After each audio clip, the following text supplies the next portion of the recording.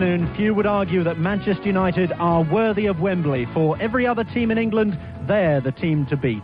They're here for the third League Cup final for them in 4 years. They know the territory. Aston Villa supporters were beginning to forget where Wembley was, even though it's Villa's 6th League Cup final. It's 17 years since they were last here. Today, the daunting task of stopping Giggs, Cantona and all. But it has all the makings of a classic. There's something special about being at Wembley on Cup final day. It's appropriate, I think, that in this last sports programme on Radio 5, we're here at the great stadium. A glorious day in North London. I'm afraid the sun has just gone in, but you could play drafts on the pitch just in front of me. It's looking absolutely magnificent. Conditions are good, and the pitch is an absolute picture. So we should be in for a good game.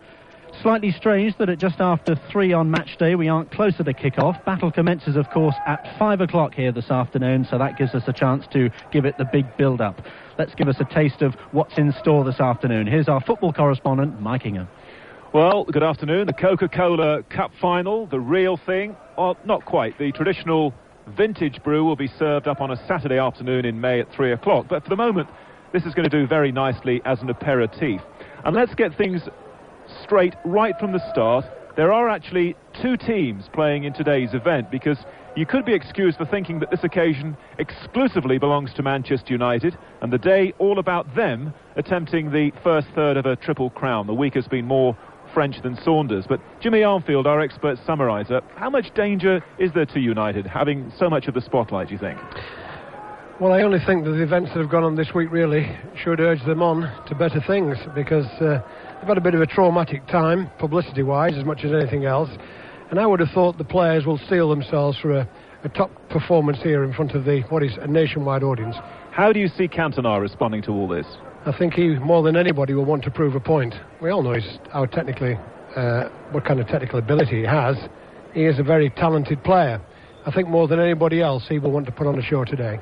Now, Villa knocked out the holders Arsenal. They also beat Spurs as well. How much of a threat? And let's remember, there's no Schmeichel in the Manchester United goal today. Well, there's a threat, all right, from Aston Villa. One thing you have to remember is, it's been all about United. But in point of fact, there are 6 internationals in Villa's team, and there could even be 7.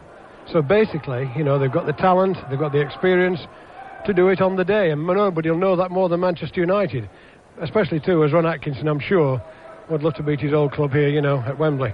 Just a final thought, how important is this game in terms of the other bits of the treble United are after? How could it affect them psychologically, do you think? I think this is, it's a key issue, of course. In fact, if they get the first rung on the ladder, it could lift them on to better things. Should they slip today, then they'll go to the match, with Liverpool and Blackburn this week, wondering whether it could even be a double, no mind a treble. But I think they must start this game as favourites. OK, Jim, thanks for the moment. The omens, in 1957 at the FA Cup final, United were overwhelming favourites. They lost 2-1 to Aston Villa, and Villa, remember, the only team to eliminate United from the League Cup over the last 3 seasons. But I'll still take United. OK, Mike and Jimmy are in our commentary box this afternoon, along with Alan Green, who's had a hearty lunch and is napping in the corner. Right, we've got a foot in both Manchester United and Aston Villa camps this afternoon. A fashion capacity, Robin, but I'll do my best for you. Yves Pollard, eat your heart out.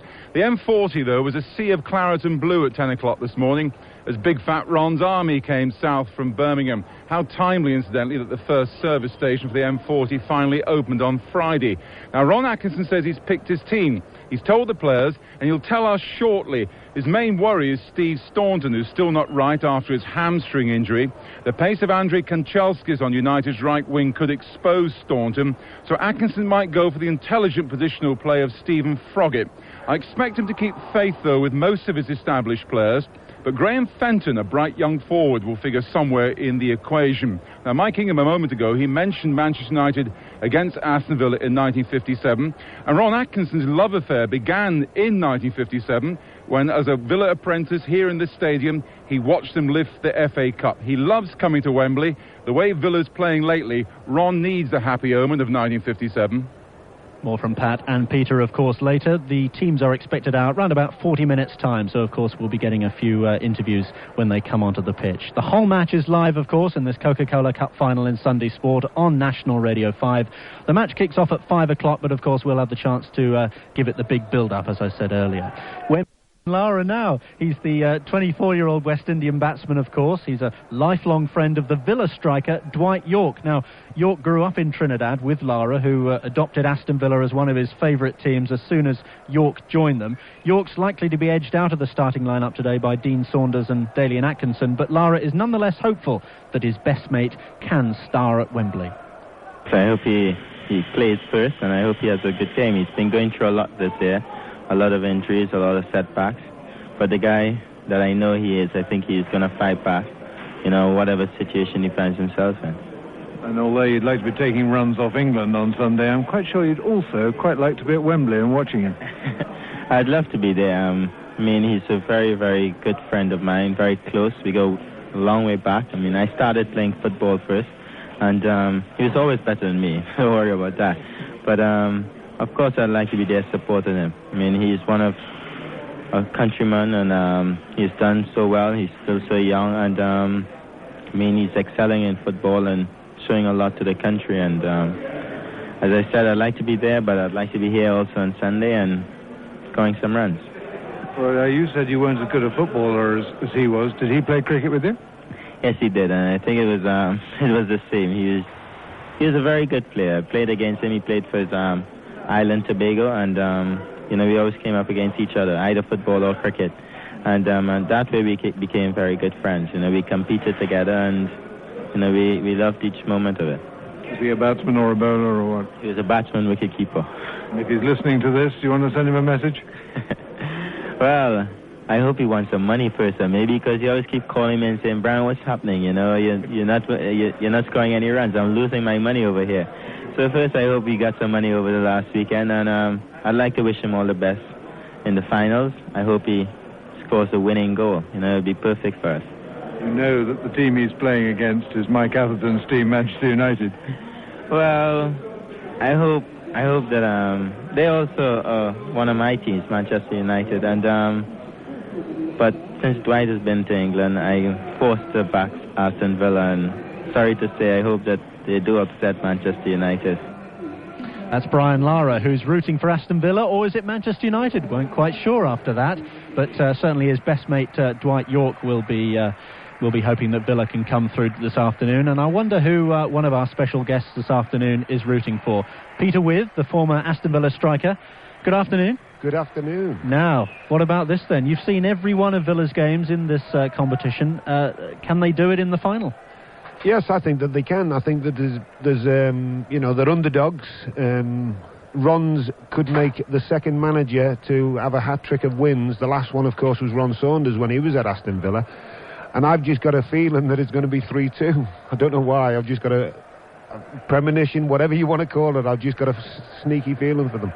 Now, people might regard this as the second-class final, with the FA Cup final in May, of course, taking the main headlines. But, this is Aston Villa against Manchester United. This is perfect. This is the top two from last season. It should be a cracker. It should be. You're right in that. I've played in the League Cup final. The one to elude me has been the FA Cup final, and I played in it with Nottingham Forest. And it was a great atmosphere. It's a great day. I've been coming down the motorway today, and the fans have been pouring down, and it's been, in Birmingham, it's been electric. I should imagine it's been the same in Manchester. It's been absolutely electric. People looking forward to it. All the supporters, not only Villa supporters, but Midland supporters, are hoping that Aston Villa win.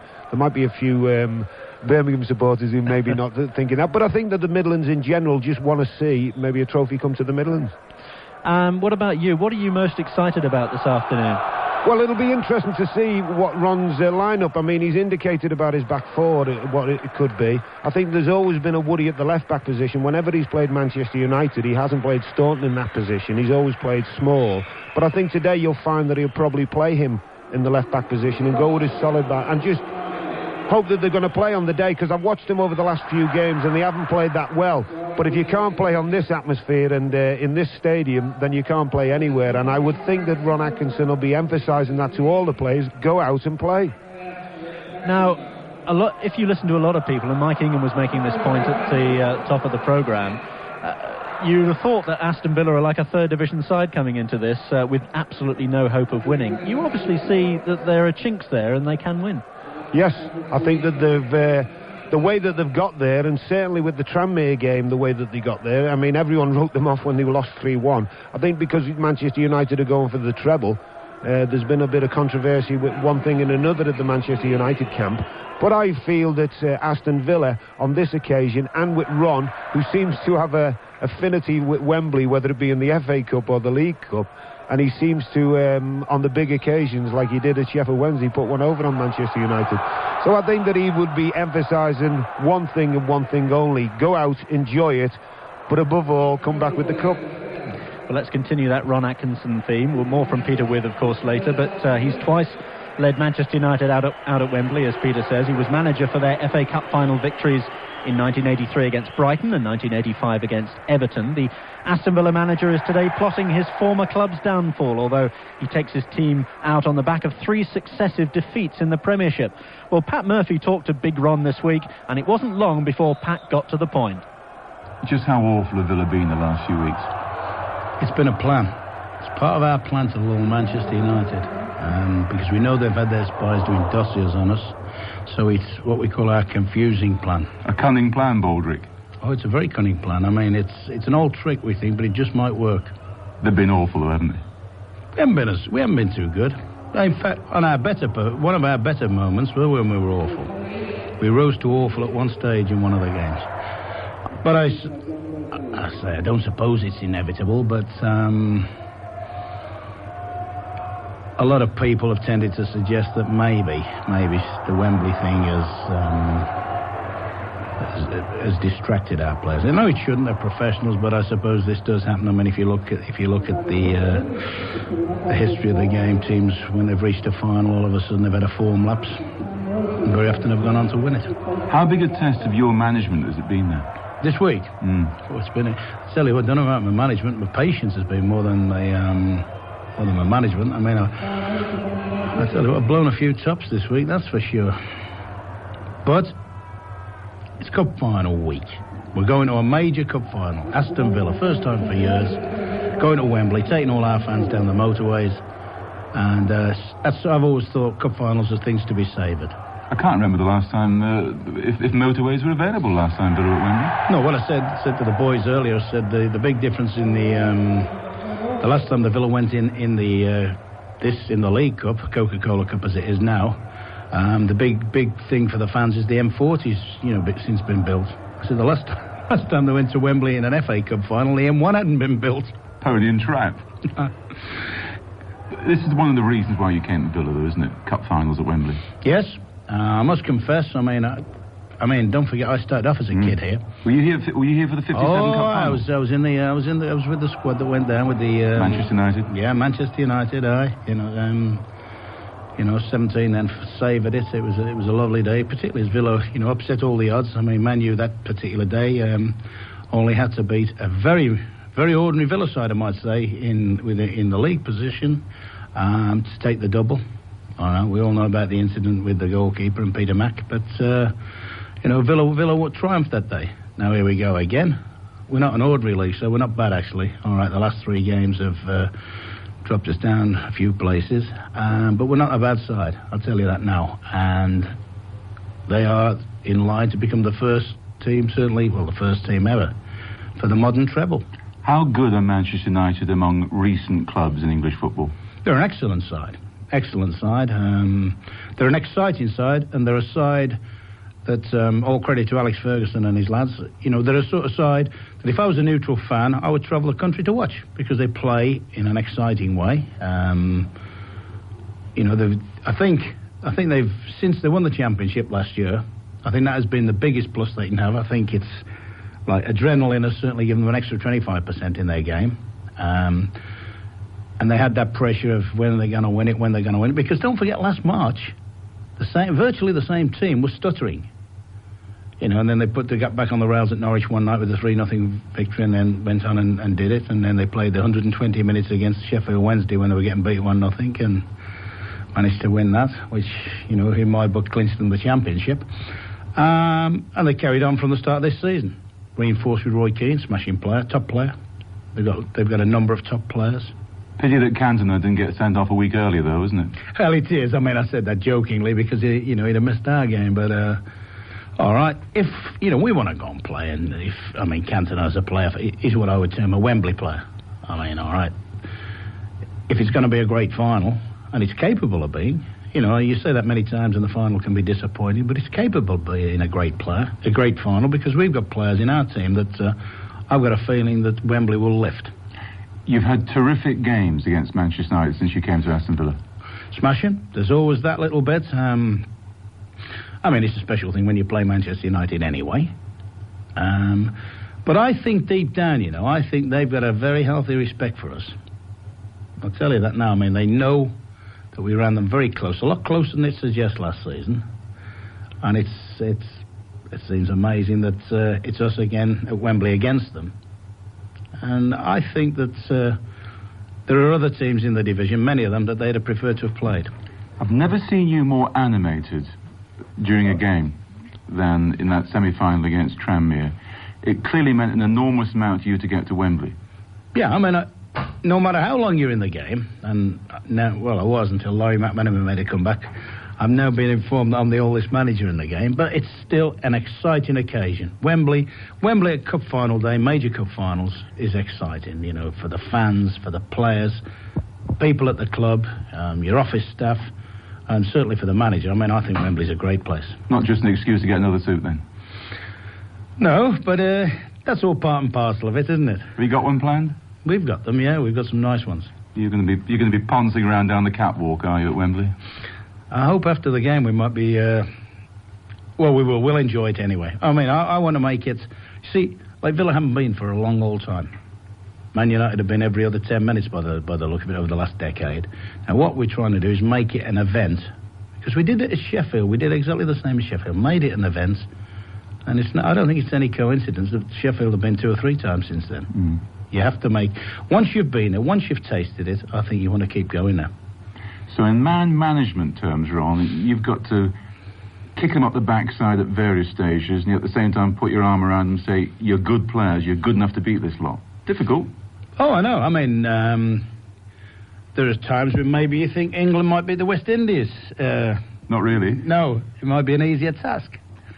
But, Swindon didn't do too bad against Man U last week. Chelsea have done all right against them. And I know for a fact we're better than both those 2 teams. So that sets the agenda, doesn't it? Ron Atkinson, the Aston Villa manager, and he's quietly confident, I think, from the sound of that. And if he wanted... Did, in fact, impress Ron Atkinson and the Villa management. So that's the news here. Graham Fenton will play for Aston Villa, only 19 years of age. And I mentioned John McCririck. I've got another understated character alongside me, representing the Villa camp, Stan Bourne, one of the famous comedians. Stan, how are you doing? I'm all right, yeah, great. It's great atmosphere to be back here at Wembley again, yeah. You're almost a regular here at Wembley. You came here with Ron Atkinson with Manchester United a few years ago and Sheffield Wednesday. That's right, yeah, and they won both times. So Ron regards me, probably, as a lucky mascot. And you've been trying to relax the players and the coach. I imagine with Ron Atkinson as manager, that has not been very difficult. Actually, the lads are very calm now. I've been telling them jokes for an hour and a half on the coach coming from the hotel. We've had their breakfast at the hotel. I've kept them going, and we're still laughing on the way here. When I got here, we're coming into the car park. I said, all these cars here, I said, bloody hell. That's a big car boot sale, isn't it? That was the last laugh. We've all come in now and have a good laugh. How long have you known Ron? Well, Ron was born in Old Swan in Liverpool. A lot of people don't know that. He's a Scouser. And he's born in Liverpool. And I've known him for, 15 years. I bet you support Liverpool or Everton or Tranmere, not Aston Villa. Well, I'm a Liverpool supporter. But when I watched Tranmere playing Aston Villa, I was hoping that Tranmere Rovers would win. And now I'm here. I do want Aston Villa to win, definitely. Now, Ron's dress sense, we know nothing about, Stan, because uncharacteristically, Ron hasn't graced us with his presence on the field. What sort of a little number is he wearing? Well, what happened is that all the team have got suits made for them, right? And in fact, when I got to the hotel, Ron had a suit made for me. But the sleeves are about 4 inches too long. And the jacket's about 2 sizes too big. And I thought it was Paul McGrath hadn't turned up again. And I got his suit. But no, when I went down for breakfast, Paul McGrath was there. But no, they're all wearing the suits. I think they were made by Nigel Kennedy's tailor, I think. And that's probably the reason why Ron hasn't come out, because it fits Quasimodo better than it fits Ron. No, I'm only joking. If the tailor's listening, it's only a joke. They're great suits, and I hope they're lucky suits. Stan, thanks for joining us. No doubt we'll catch up on you later with a few more recycled jokes from Ron Atkinson's factory. They're all recycled, don't worry about it, but let's hope that the cup is a winner. I reckon Ron pinches your material, you know. No, he's a good gag man himself, actually, and he's just sold his house and bought a villa. Stan, thanks for joining us. Back to you, Robin.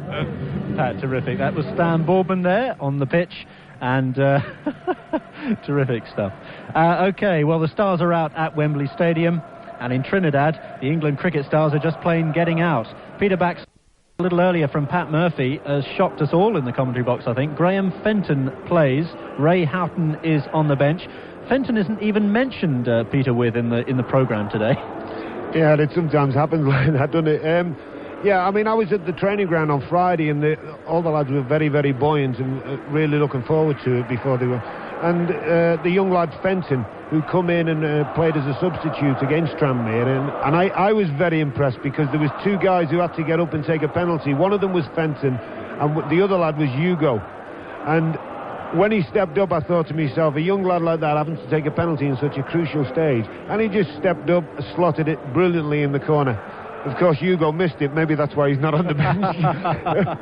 Well, I mean, Fenton, how's he going to feel on an occasion like this? I mean, this is a brave decision to throw in a youngster like him into a big occasion.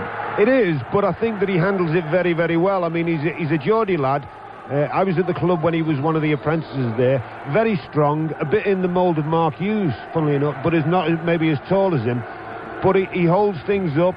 He's got a cockiness about him, wants to do well, and I don't think he will be wanting on the big occasion. I think that he'll look forward to it, relish it. I mean, he was saying in the paper that he was just waiting for the nod, and now he's had the nod. What a stage to play in front of. It's strange, isn't it, Peter, that when you get a final like this, you always look to the people like the Cantona, the Giggs, the Saunders and Townsends of this world, but very often it's the person you didn't consider gets the all-important goal or makes the vital save or whatever. That's right. I thought that I had a little hankering for Townsend and Houghton to score goals. Now I'm looking at that. I'd like to find out what the odds are on Fenton scoring a goal, because he's always likely to score goals. He's a bit like shoot on sight. He gets in a position and take a shot, so who knows, he might get onto the park and he might end up getting the first goal. Well, we've had a hint already of what the United team is going to be. Let's get confirmation of that with Peter Slater. And if the crowd are actually going to take any point scoring today, then the Villa fans will probably be winning that one, because the claret and light blue are much, much louder away to my right. You can hear them again. They've just been singing Que Sera, and just have a listen. It's terrific. Wonderful. Wembley resplendent. We haven't got the sunshine, I'm afraid, this afternoon, but it's still bright, perfect conditions, as the players were saying there, and it has all the makings of a classic this afternoon. Right, motor Aston Villa. They started by putting arch-rivals Birmingham in the shade. 1-0 home and away, and Villa were in the mood for a cup run. To Roker Park, Sunderland, a tricky trip, negotiated in style. Richardson, the captain, on the halfway line. Guys, a good ball through. Marvellous smooth through ball. Atkinson, terrific goal. Right foot shot past the goalkeeper Chamberlain from absolutely nowhere. The first of 4 goals, and into round 4 they went. The manager Ron Atkinson watched his namesake Dalian knock out the holders Arsenal, and suddenly Villa believed they could go all the way. Up the road at Tottenham, they turned it on again. So in chance for Houghton, drives it in and scores. Ray Houghton has scored for Aston Villa. Well, it fell nicely for him just on the edge of the area, and the Aston Villa fans behind that goal to our right have gone absolutely mad. With good reason. 2-1 at White Hart Lane. Surely they reached the final now, after drawing First Division Tranmere in the semis? Maybe not. And Aldridge has beaten the offside trap, and John Aldridge can make it 3 here in the area. Goalkeeper comes out, Aldridge is the post, and then hits the back of the net with the rebound. That wasn't the end of the story. Dalian Atkinson's injury time goal made it 3-1. Villa had hope for the second leg. 2-0 up in that second leg. Aldridge brought down by Bosnich in the area. 2-1. Atkinson made it 3-1 just 2 minutes from time. And then the Aussie goalkeeper, who might have had the red card earlier in the match, turned from villain to hero in the penalty shootout. Ian Nolan, who must score this penalty kick now against Mark Bosnich. Villa lead 5-4, or Villa will go through, and it's saved by Bosnich. And Aston Villa goes through to the final of the Coca-Cola League Cup. That's how they got there, and of course we'll be discussing that with our special guests in the commentary box, Frank Stapleton and Peter Withe, in a moment. But first of all, and I know that Peter Withe was with Aston Villa for all those games. Pretty impressive path to the final for Villa, wasn't it, Peter? I mean, they beat some tough teams. They had the Holders away, they had Spurs away. The Tranmere game, they were 3-0 down at one stage. I mean, maybe their name's on this cup.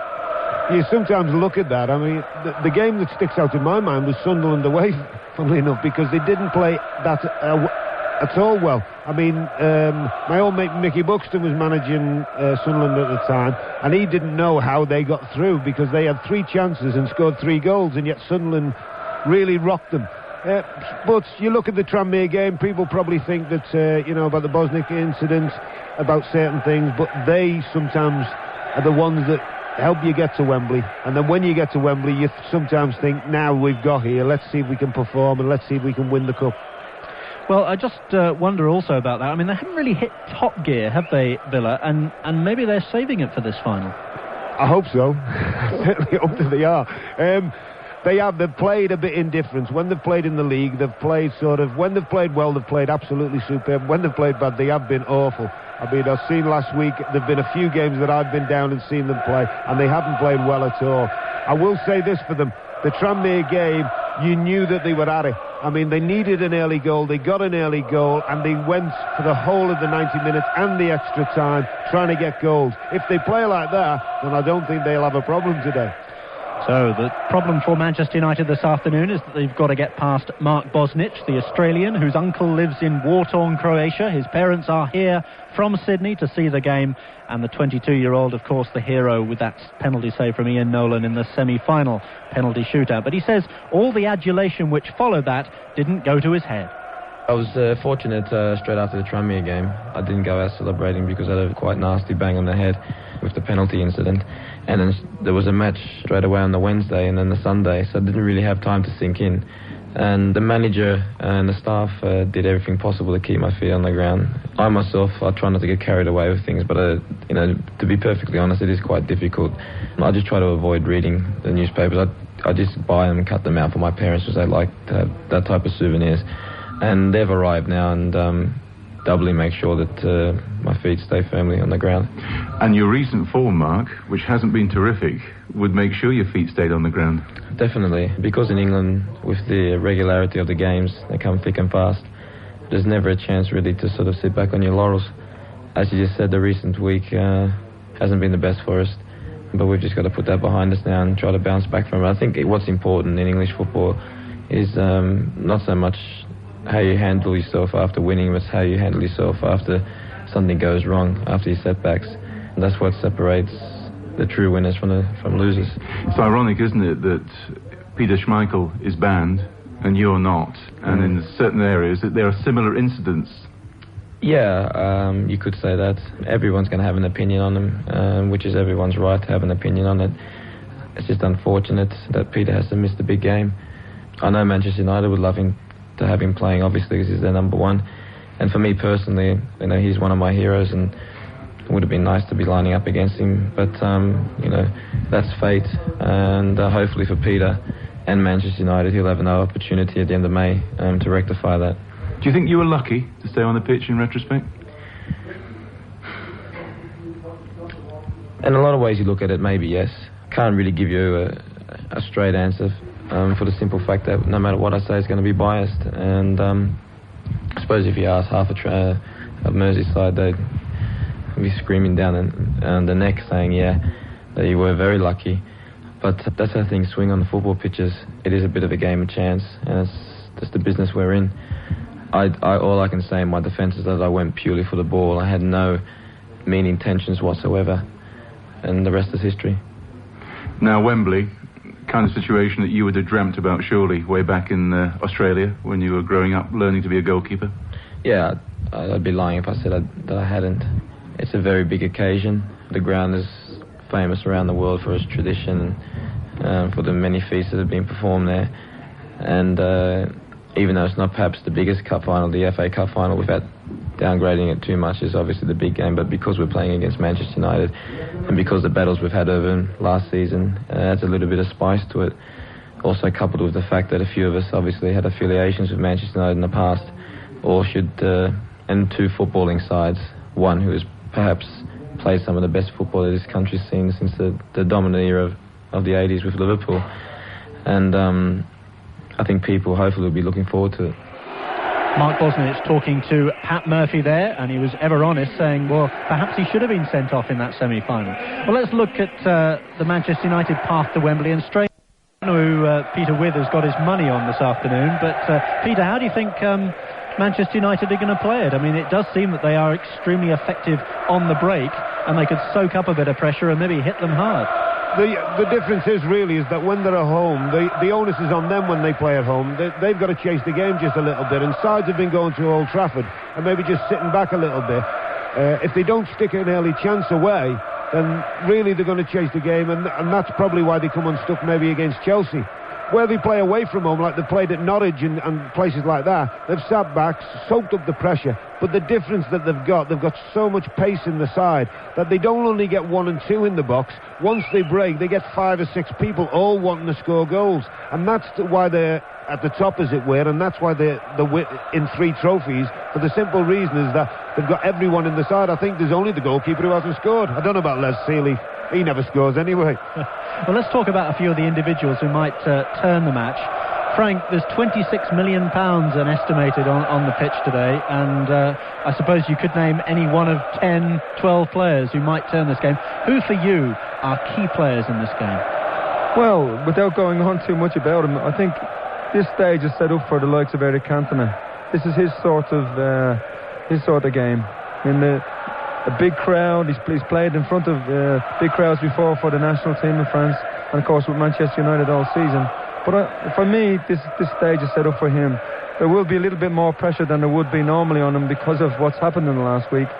But if the fella concentrates on the good part of his game, you know, his touches, his ability to hold the ball and pass the ball, and obviously his ability to score good goals, I think it can be set up for him today. On the Aston Villa side, I think the obvious one is Dalian Atkinson. You know, it's a big stage, a big pitch, and when he gets the ball at his feet, he likes to take people on, and that's the sort of place Wembley, thrives on that sort of situation. But there's obviously question marks against the Aston Villa team because of late they have been very, very inconsistent. I saw them play at Leeds the other week, and I was very disappointed. They were missing 2 or 3 players. But it's like an old cliche in football that you can't turn your form on like a tap. But maybe just the occasion on this day will bring it through for them. And Peter, how important is the referee going to be today? Keith Cooper of Pontypridd, man who's probably cleaning his teeth right now because he always likes to before he plays, officiates in a big match. But he's got an important job, hasn't he? I think the interesting fact really is that the referee, I don't think Villa have been on the losing side when he's been refereeing them. So that's a bit of a plus for them. Just looking really with regards to what Frank said, I really think about Ryan Giggs. I mean, he's one of them players to me that excites and switches things on. Dalian Atkinson, I pinched a pair of his boots this week. I said, I need a pair of boots, and Dalian give me them, and I said, what will they give me? And he said to me, well, they'll learn you how to stand with your hands on your hips. All right, Peter, we've got an update from the third test match. England are 310 for 9 in the test, and so they're still hanging on grimly with a good chance of a decent lead. Now, the teams, I believe, are about to come out. Let's get some commentary, shall we? This is the one we've been waiting for, the 5 o'clock kickoff, and your commentary team for the Coca-Cola Cup final is Alan Green, Jimmy Armfield, and first, our correspondent Mike Ingham. Well, it's a Sunday. It's not going to be a traditional 3 o'clock kickoff. The whole of the sporting world isn't tuned in, and the sponsors seem to change every year. And even though the League Cup final doesn't stay in the memory as long as an FA Cup final, for the management, the players, the supporters of Aston Villa and Manchester United in this famous old arena, this matters as the two teams come out. As David Meek said to us about half an hour ago, this is the supreme stage for Aston Villa and Manchester United. And as we look down away to our left, a little break of tradition just about at the head of the procession party, behind the two managers, Ron Atkinson to the left and Alex Ferguson to the right. We have two 12-year-old supporters, mascots for the day, mascots for a day they'll never forget. From Worcester, leading out Aston Villa, Ivan McDougall in the claret and blue. And from Altrincham, realising every little boy's dream, wearing the colours of Manchester United, we have Nick Simon. Although the afternoon and the game is about to belong to the two teams in particular, just at the moment, on these occasions, the attention very much on the two managers, walking slowly out together. Ron Atkins says he loves coming to Wembley because it enables him to buy a new suit. Well, it looks good to me, all grey, but forget about the flash one-liners. The appeal of today lies much deeper than that. Ron Atkinson says he's led teams out in some of the greatest stadiums in the world, but Wembley has the greatest atmosphere of them all, and he's just waving to the Villa fans away to the right as his team line up on the left. Alex Ferguson, who goes to the right, he's getting used to visiting this old place, but he says today is different as he speaks to Keith Cooper, the referee, for the first time. Looks a little bit cold down there, does Mr. Ferguson. It is windy now and a little cold. Pity they didn't start at 3 o'clock. We'd have had some sunshine. But he says today this is the best Manchester United team he's ever brought to Wembley, and you get the feeling that the rest of his season could well be shaped by what happens here this afternoon. We have on the Wembley pitch the band of the Irish Guards. We have now the presentation of the two sides to Gordon McKeague, president of the Football League, introducing to Kevin Richardson, the Aston Villa captain, the guest of honour, Nat Lofthouse, and a cheeky little word, I'm sure, from him to Kevin Richardson, because remember, just a week or two ago, Bolton knocked Aston Villa out of the FA Cup. So Nat Lofthouse, who had his great day here against Manchester United in 1958, goes down the Villa line. Kevin Richardson, like his manager, appearing in this final with his third different club, and he introduces the team. One or two people have labelled Dad's Army because there's a nucleus of the side, the wrong side of 30. It's a team that could soon be broken up, but a team perhaps with just the right sort of experience for this day. Apart from one 19-year-old there, Graham Fenton, who's come in at the last minute here in place of Ray Houghton. Paul McGrath, the last to meet Nat Lofthouse, and Nat Lofthouse just punches Ron Atkinson playfully on the cheek. And that's the Aston Villa introductions made away to the left. One or two Manchester United players feeling the cold, jumping up and down, waiting to take part in the introductions themselves. Many of those Villa players, Richardson, Saunders, Barrett, McGrath, Staunton, they've all been to Wembley before. Perhaps the key men might be the ones that haven't. People like Dalian Atkinson, Mark Bosnich, and Tony Daly, who's never played in a cup final before. Well, now Steve Bruce shakes hands with Nat Lofthouse. Steve Bruce has got a pennant in his left hand, a red one, which he's going to exchange in just a few moments with Kevin Richardson. Bruce, who was a Wembley winner here with Norwich back in 1985, one of the most popular characters in the game, and he's introducing all of his team. Now Mark Hughes is shaking hands with Nat Lofthouse. Three of the really key men in this United side, though, will be the players who didn't play in the final in 1992. Eric Cantona, who said this morning about his appearance as he waits almost last in line to meet Nat Lofthouse, I have only one answer to give, and that will be on the Wembley pitch today against Aston Villa. Roy Keane as well, who's about to shake hands with Nat Lofthouse. He'll have to behave himself today. 7 yellow cards he's picked up this season. He's playing against lots of his friends in opposition today in the Aston Villa side, Republic of Ireland colleagues, and perhaps the other key man in this Manchester United team, Les Seeley, the goalkeeper. Schmeichel's made 88 consecutive appearances, but Les Seeley comes in for the first time since the European Cup Winners' Cup final of 1991 to play for Manchester United. And if Stan Boardman has been relaxing the Villa players on the coach here coming today, I'm sure Les Seeley's been doing the same for Manchester United. David Pleat describes him as a man with a master's degree in winding people up.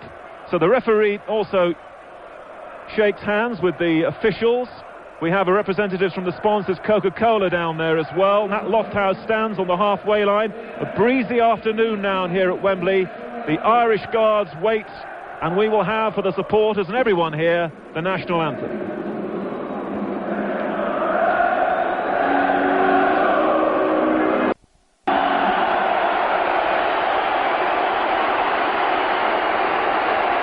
And so we're all set.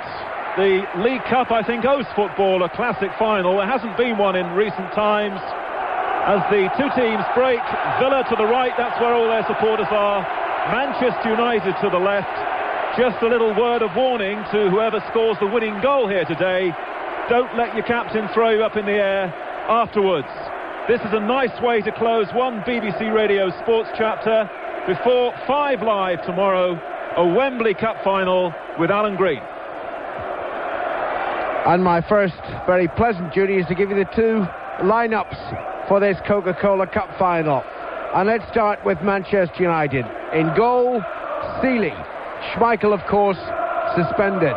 The defenders are Parker, Bruce, Pallister and Irwin. Irwin playing in his 4th final in 5 years.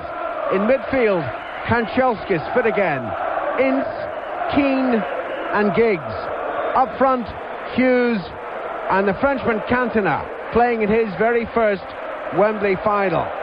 Now Aston Villa have in goal a man once at Old Trafford, Bosnich. Their defenders, Barrett, Teal, McGrath and Staunton, who of the 22 players out there is the most recent Wembley winner, winning the FA Cup with Liverpool just 2 seasons ago. Now we're expecting 5 in the Villa midfield. Atkinson dropping deep and playing from the right side. Richardson, Townsend, the first final for Townsend after losing 5 semi-finals. Graham Fenton, the 19-year-old, he's the surprise choice, preferred today to Ray Houghton, and Daly wide on the left. Up front, Saunders. The two skippers, Steve Bruce and Kevin Richardson, shake hands. Customary photograph inside the centre circle before the toss of the coin. I remember earlier this season watching Sunderland slaughter Villa at Roker Park in this competition and lose 4-1. I watched Tranmere go as close as you can to knocking them out in the semi-final. Both legs they dominated, but Villa survived. Can Villa now impede Manchester United's march to the treble? And remember today too, not the least of the things at stake, a place in the UEFA Cup next season. Some final thoughts from Jimmy Armfield. I think it's stacked against Villa in many respects. It's a bit of an untried line in the respect that Fenton's coming to the side, and I expect that Ron Atkinson must be feeling that he's hoping that young Fenton and Atkinson can get some runs from midfield at Manchester United's back 4 to try and keep them under control. I see much more of a defensive role for Richardson in the midfield and Townsend, but I think basically if Manchester United play to their full capabilities, then they must start as clear favourites. Now Villa are wearing their customary strip in claret and blue shirts, white shorts and white stockings. Manchester United are wearing what my son Simon calls their cheese and onion strip. Yellow and green halves, shirts, then black shorts and black stockings. The referee Keith Cooper from Pontypridd gets us underway. They've switched ends, so Villa will be playing from left to right as we look out in this first half. Their backs to the tunnel end and playing towards the bulk of their supporters. Villa in possession down the near side, their right. Dalian Atkinson infield to the skipper Richardson. Now Atkinson again. A lot will depend on the pace of Atkinson today, running at the United central defence. It's played wide to the far side, and Staunton scooped forward to his Irish international colleague Townsend. Townsend is beaten. It's taken up by Daly, left edge of the penalty area. He crosses low, and Pallister it was who flicks the clearance away out of his penalty area, and then there's a foul on Roy Keane, and it will be a free kick to Manchester United. The early moments, of course, so important. It doesn't matter how often you've been to Wembley Stadium, and many of these Manchester United players are now making their 7th visit to Wembley in just 4 years since the FA Cup final in 1990. But these are tense early moments for both teams. Manchester United in possession with Bruce, their captain, right side of the midfield, just chips it forward, and Teal runs across towards the far side and flicks the ball out of play. It will be a throw into United, and it's midway inside the Villa half, down the United right flank. It's thrown down to Kanchelskis, and busy Kanchelskis runs to the right side of the penalty area. Then he leaves it wide, and United can't make progress. It's headed away, but Parker picks it up once more. Forward to Kanchelskis. Keane available. It's Kanchelskis who runs forward. Takes the return ball from Keane. Kanchelskis crosses high. Too high for Hughes. And Atkinson chasing back. Heads it behind for the first corner of the game. Just over a minute gone. And it goes to Manchester United. Giggs will take it from the near side. That's the United left. And Bosnich waits inside the penalty area. Giggs whips it in. Bosnich stretches, flicks the ball away with both hands. It's half cleared. One back by United. Kanchelskis, edge of the penalty area. To Hughes. Back it goes to Bruce. Bruce stabs it forward. Claims it was handball against Staunton, not given. And then Daly, rather careless with possession. Gives it to Pallister, but Daly has a second chance on the far side. And Daly can run it away for Aston Villa. Now that's a good ball infield to Saunders. Still short of the halfway line. Back to Richardson. Stabbed down the right side. Atkinson, Dalian Atkinson is after it, but good header away by Irwin. Finds Giggs, and Giggs clears, but only to Richardson. Dean Saunders takes it up again for Aston Villa. 2 minutes played. No score at Wembley in this League Cup final between Manchester United and Aston Villa. Earl Barrett, the right back. 20 yards inside the United half. Left by young Fenton to Townsend. Fenton again. Then was he brought down by Bruce? Well, the referee, Keith Cooper, plainly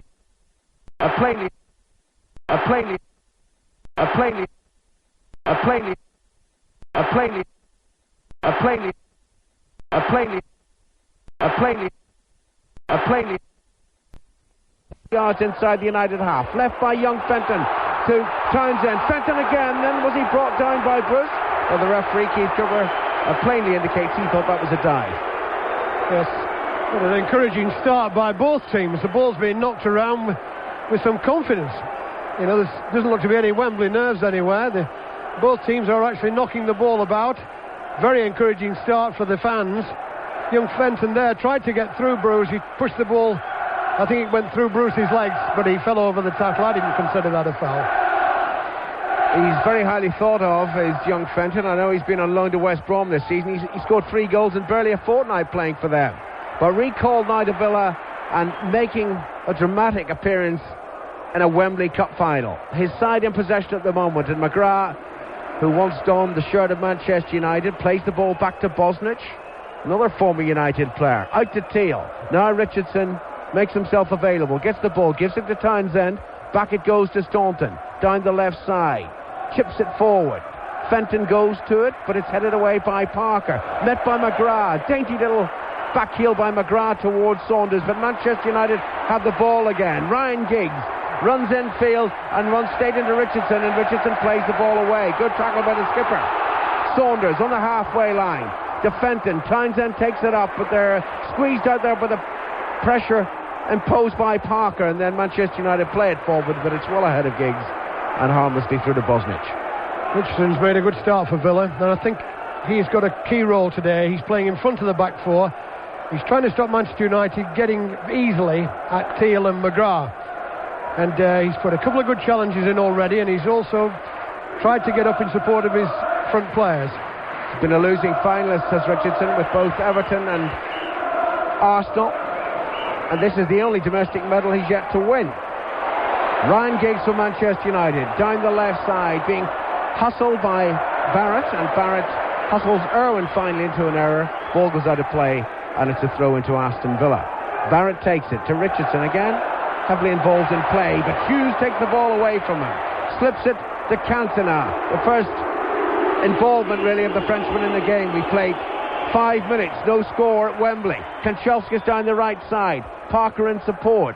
Keane on the far side, and Keane wins the throw in off the legs of Sean Teal, and Parker will take this throw. Now it's level with the edge of the Aston Villa penalty area, down the Manchester United right.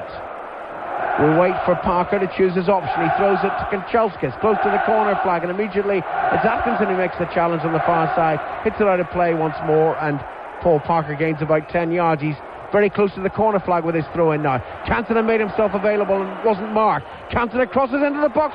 Hughes, it was Giggs with a header. My word, if it had been Hughes, that would have been on target. As it is, it's wide. It's a goal kick. Manchester United have started the better. Seeley hasn't had to touch the ball yet. We've played 5 minutes. One or two good passes, particularly down the right side. Kanchelskis and Cantona are getting in the act, and Parker's been pushing forward. So there's going to be a lot of pressure, I think, on Staunton, of course, who's had an injury. I think United will test him. Bosnich with a goal kick for Aston Villa. The hero, of course, and the villain in the semi-final against Tranmere. Saving all those penalties, but arguably shouldn't have been on the field. Manchester United come forward from the clearance, though. In to Hughes. Great run by Hughes out to the penalty area. He shoots, it's blocked. Magnificent blocking challenge by Richardson and McGrath. It was a dual challenge, and Villa survived, but for how much longer? Ince comes forward. Giggs plays it to the left towards Irwin, and Barrett seemed to butt into Irwin. Irwin thought he was impeded. That should have been a free kick. It's a goal kick. Yes, and I think Barrett got a knock on his thigh for his trouble there. If he has, that'll be a bit tender later on. But as you say, it was a great challenge. McGrath and Richardson combined together really to put the block on Hughes, because he was careering through the middle. In the cricket, by the way, at lunch England are 320 for 9. That's a lead of 68 over the West Indies. Full cricket commentary on Radio 4 Longway. Ball is out of play on the near side of the field, and Irwin was bundled over by Fenton. He's quite a physical boy. Has he won a free kick, Dennis Irwin? I think he has, yes, for that rather aggressive, enthusiastic challenge from young Fenton. He plays it back to Pallister. Now Irwin again, down the Manchester United left. Lofted forward, but beyond Hughes. McGrath's in there, gets the ball to Barrett. Back it goes to Sean Teal, and Teal across the edge of his penalty area to Steve Staunton, who arguably is still a little short of full match fitness for Aston Villa. He curls the ball upfield towards Townsend down the far side. Keane was with Townsend and hits it out of play. It's a throw into Aston Villa. 7 minutes played at Wembley Stadium. No score between Villa and United in this League Cup final. The throw-in is to Daly. Daly hesitates. Kanchelskis robs him. Gets it forward to Cantona. Kanchelskis again. Lovely one-touch football. Cantona again. Kanchelskis. Wonderful move by United down the right side. Then Teal had a yard start. Gets the ball out of play. And it's nothing worse than a throw-in. But that was a great break, Jimmy Armfield. Certainly was. They're very confident, United. Despite one or two things that have happened to them. You know, they're knocking the ball around really well at the moment. I think Alex Ferguson will be delighted by the way his team has started. Parker's throw-in to Cantona, right side of the penalty area. He crosses low. Giggs will stretch, and again there was a suggestion that Barrett impeded Giggs, but the ball is through to Bosnich. The referee's having none of it, and it's still 0-0. I think that's a fair challenge in there. Physically got himself in front of Giggs. I think you've got to expect physical challenge in this game, and I thought that was a fair barge there. Bosnich out of his penalty area before he hits the clearance upfield left-footed. Atkinson rises, Pallister heads it away from Manchester United. Not once, but twice. Then Richardson with a header down to Townsend. Back on the ground it is now. Staunton down the left side. Forward to Daly. Good first touch to Townsend. Infield to Daly again. Then Daly is beaten, and the ball squirts back to Pallister. The pass back to Seeley, and that's Seeley's first touch in the game. We played nearly 9 minutes. He whacks the clearance away over the halfway line. Keane for Manchester United. Back to the captain Bruce, and Bruce with a great crossfield ball for a central defender. Right to the feet of Giggs. First touch down to Cantona, just over the halfway line. What a shame they boo him. Cantona moves infield and then slips it away to the far side to Kanchelskis. Kanchelskis then cuts infield as well. He's looking to play the 1-2 with Hughes. It goes back instead to Ince. Ince shoots first time. He wastes the effort. It's behind for a goal kick. A snapshot as much as anything else. He was a bit eager to get his shot in as much as anything. But it was a good run from Kanchelskis. I think he started really well on the right side. He really has come on. His game's come on quite a lot in the last 2 or 3. Midfield for Villa. Back to Staunton. Forward to Daly. Daly, though, is robbed by Paul Ince. That was a great challenge by the England midfielder. Forward it goes to Cantona and stabbed down the right side. Now Kanchelskis is quick, but Teal's also very quick for such a big man. Gets there first and hits it out of play to the crowd on the far side. It will be a throw-in to Manchester United. I would have thought over most races I would have fancied Kanchelskis to beat Teal, but Teal was very quick there. Kanchelskis takes the throw-in. Back to Parker, middle of the Villa half, infield to Ince, forward to Keane, lovely back heel to Kanchelskis, first time cross, blocked by Staunton, and it rebounds out of play for another throw into Manchester United. 11 minutes played, United 0, Villa 0 in the Coca-Cola Cup final. A rather cloudy Wembley. It was a lovely day earlier, lots of blue sunshine, blue sky and sunshine. Not so now. Fenton for Villa. Forward to Saunders, left for Atkinson. If he can curl it through, Saunders is down the right side. He gets it to Fenton now. Atkinson ahead of him. Oh, the youngster played the wrong ball, squeezed it between both Atkinson and Saunders and threw harmlessly to Seeley. I think the ploy really is to get Atkinson running at Manchester United's back four. Saunders to me is playing as a front man, and he's the one who's taking the weight. We've got Atkinson out on the right side, Daly out on the left. Cantona tries to curl the ball to Hughes. It's headed down by Barrett, but Hughes picks it up. Now Giggs, left side of the penalty area, and Barrett does the blocking challenge, hits it out of play. It will be a throw into Manchester United. About 8 yards from the corner flag down this near side of the field. That's the Manchester left. Irwin with a throw-in. Giggs close by. Cantona inside the penalty area. Ince about 20 yards to his right. Irwin hesitates. Now he throws to Cantona. Cantona leans into the defender, keeps the ball, turns it onto his right foot. He's looking to lay it off, and he finally clips it away across field. Bruce chases towards the far side. He'll keep it in play, no question about that. Bruce short of the halfway line though, and then plays it back towards the near side, the Manchester left. Pallister, the central defender, takes it. Now to the full-back Irwin, 8 yards inside the Villa half. Irwin on his right foot, gives the simple pass to Ince, forward to Hughes. Irwin again, Giggs down the left side. Good movement from Manchester United. Giggs infield away from Barrett, into the penalty, crosses low, and it's stabbed goalwards by Hughes, just wide. He didn't quite connect properly, but it almost beat Bosnich nevertheless. Well, that was lovely play by Manchester United. It started with Cantona having the ball on the left side. It went right across to Bruce, right the way back to Irwin, a 1-2 with Ince. Then a lovely touch by Hughes, which put Giggs in on the left-hand side. And when Giggs drove his cross over, Hughes got the outside of his right foot to it. I thought he was in for a second. It just trickled past the post. Villa never even got a touch on the ball. United certainly dominant in these opening 14 minutes, but it remains Manchester United 0, Aston Villa 0. Bosnich with a goal kick, just reaches the halfway line. Richardson tries to feed it down the left side. It's headed away by Cantona, and Parker's up there, and then he's tackled by Staunton. Staunton will run into Cantona, and the ball's on the halfway line. The Frenchman has it. He pulls off 2 challenges, plays it forward to Giggs, running infield. Giggs' touch wasn't quite what he meant, but he still finds a United player. Parker on the far side to Bruce, infield to Cantona. Cantona very, very deep in these opening 15 minutes, effective nevertheless. Cantona forward to Kanchelskis, back it goes to Bruce. United patient, they've got possession, why should they hurry? Cantona to Bruce once more, right of the centre circle, on the halfway line now, across into Villa territory, gives the ball to Keane. Back it goes to Parker. Villa with everybody behind the ball and seemingly happy at the moment that United knocked the ball amongst themselves. Now Pallister comes forward, left side of the centre circle, finds Irwin down the left flank, infield to Hughes. Giggs available. Hughes gives it to Ince.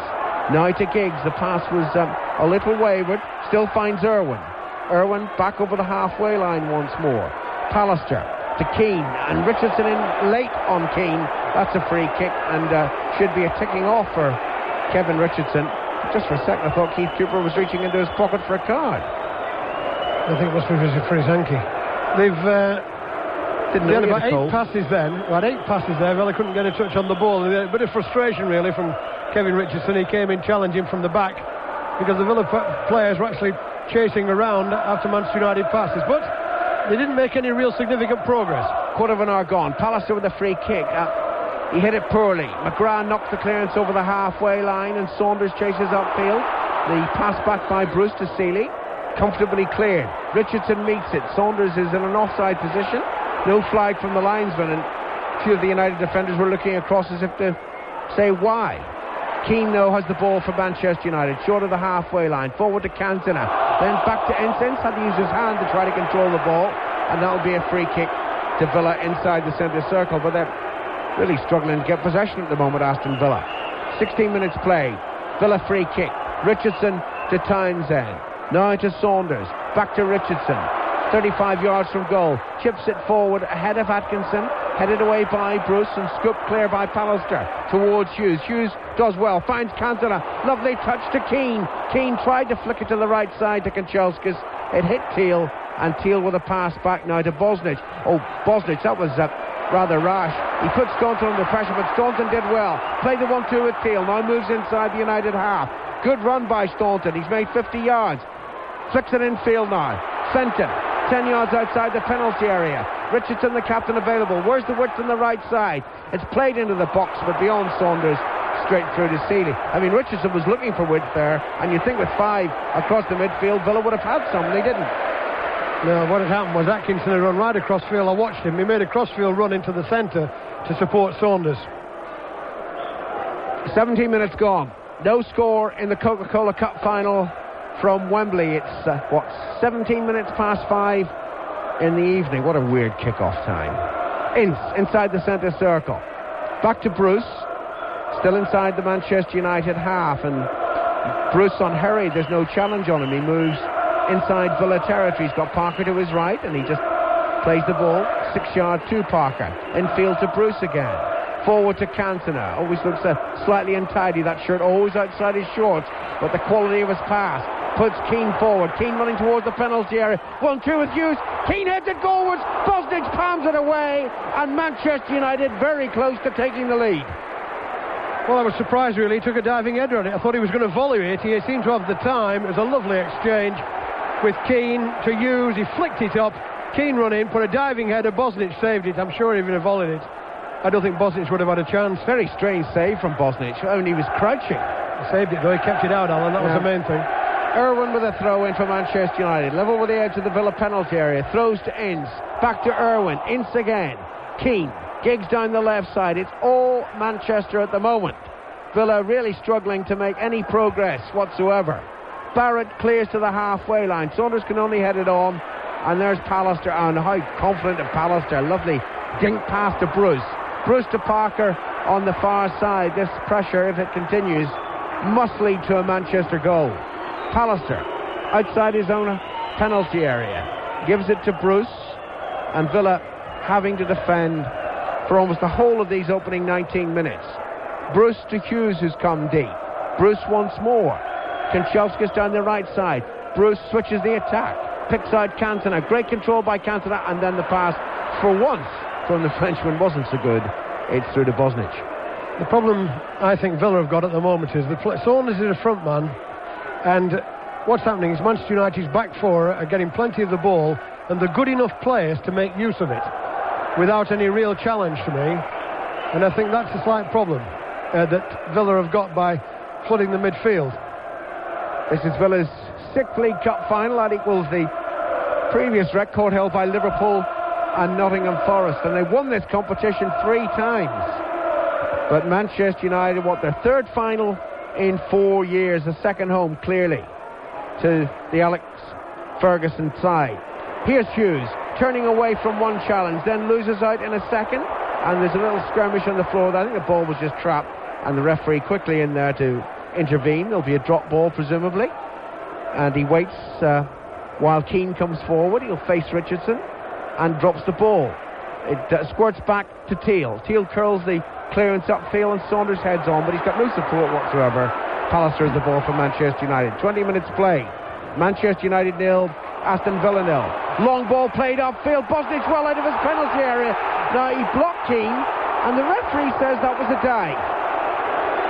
Well, it certainly wasn't, quote, a professional foul, but he certainly seemed to impede the Irishman there. The ball is cleared. Boos ring round Wembley.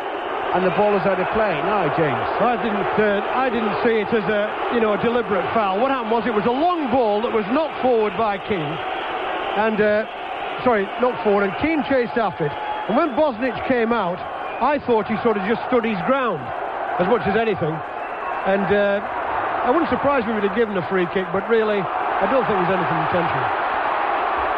Staunton for Villa, down the left side. Early cross into the penalty area. Atkinson will chase, put a little bit of pressure on Irwin, and succeeds in putting pressure on the Irishman, because Irwin concedes the corner. It's Villa's first corner of the game. It's taken a long while to come, 21 minutes. Certainly has. One thing I will say, I don't know what Bosnich was doing out there, really. He must have been, 7 or 8 yards outside his own penalty area. And I think he realised his error in judgment. I think he stood his ground as much as anything.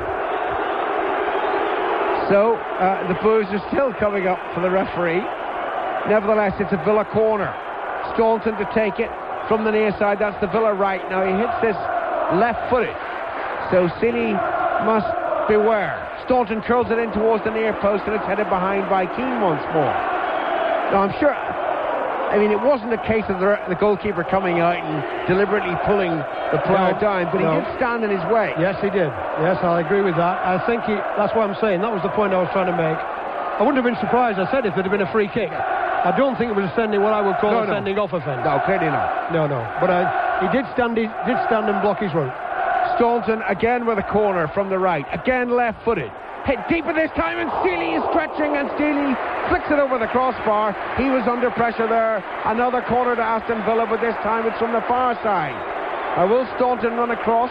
I think he wants to take this corner, and he does. He sprints away. We're close to the midway point in the second half, and the first sign of any pressure from Aston Villa. Staunton to take the corner. Again left-footed, but this one surely out towards the edge of the penalty area. It's driven low. Fenton stops the goal. There seemed to be a handball there by Bruce. Maybe not intentional. Manchester United clear. It's out of play, and we'll take you through to half-time. Here's Mike Ingham. Well, Les Seeley just answers the first question in the United goal. Peter Schmeichel, in the meantime, sits down below on the bench, wondering, I'm sure.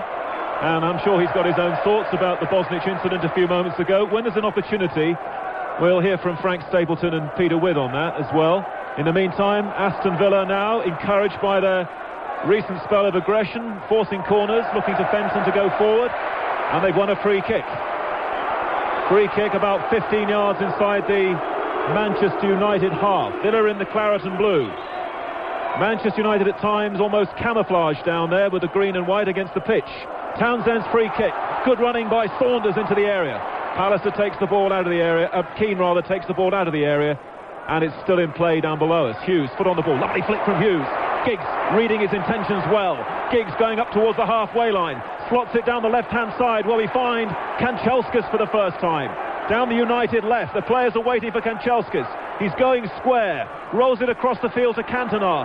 Parker's made a move on the outside. Cantona takes too long, and Townsend dispossesses him in midfield. Townsend brings the ball over the halfway line. The game opens up. He finds Saunders. Not a good first touch, but Saunders still goes forward for Aston Villa. He's getting bunched up now. Still Saunders. Square ball for Staunton.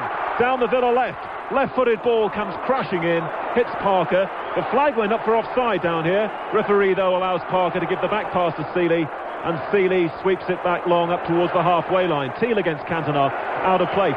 Quickly, Peter Widd, your thoughts on that Bosnich episode? Yeah, I think that he's just coming out of the box. He wants to cover anything that's played over the top because of the pace of Manchester United, and he was committed. He just stood his ground as far as I was concerned. He ended up just running into the player. No free kick as far as I'm concerned. Frank Stapleton, agree with that? I agree with what the referee did. I think he's having a very good game. I thought he lost Roy Keane's touch on the ball. If it had been better, the referee would have had to make a decision. But I think in this situation he was 100% right.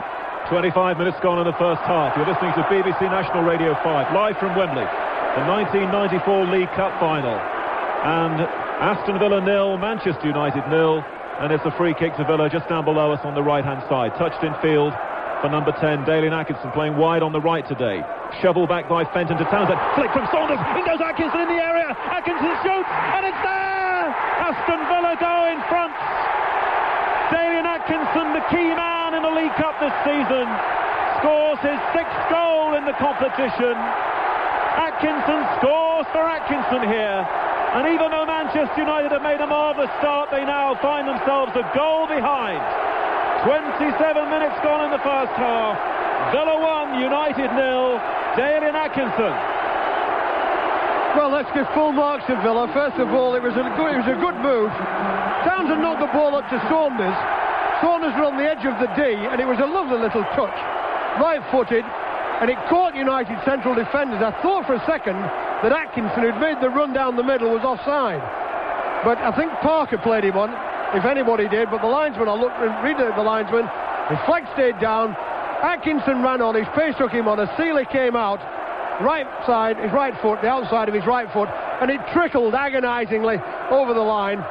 So that's just the tonic that Villa needed. They've had to do a lot of defending. Here they are, they find themselves in front.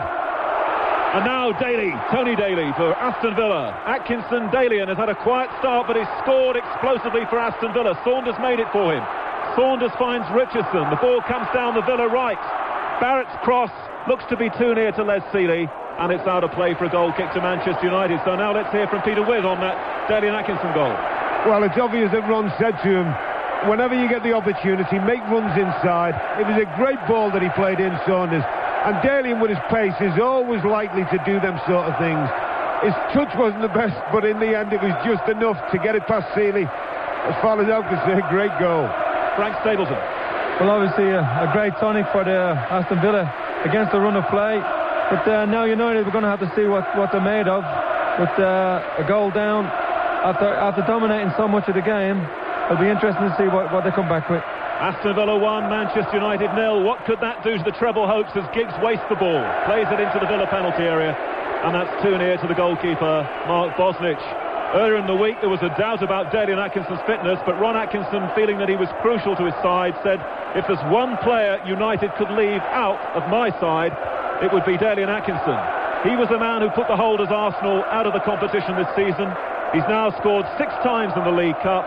And Villa lead by 1 goal to 0, and they might take a little bit of breaking down now. There's a Villa player lying injured on the halfway line, but Atkinson's got the ball once more. They might have to stop the game here now so that Jim Walker can come on, and we can just collect ourselves up here in the commentary box now and consider this opening half an hour. It's a very good cup final, Jimmy Arthur.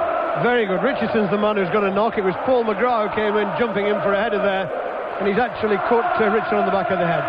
It's a very good cup final.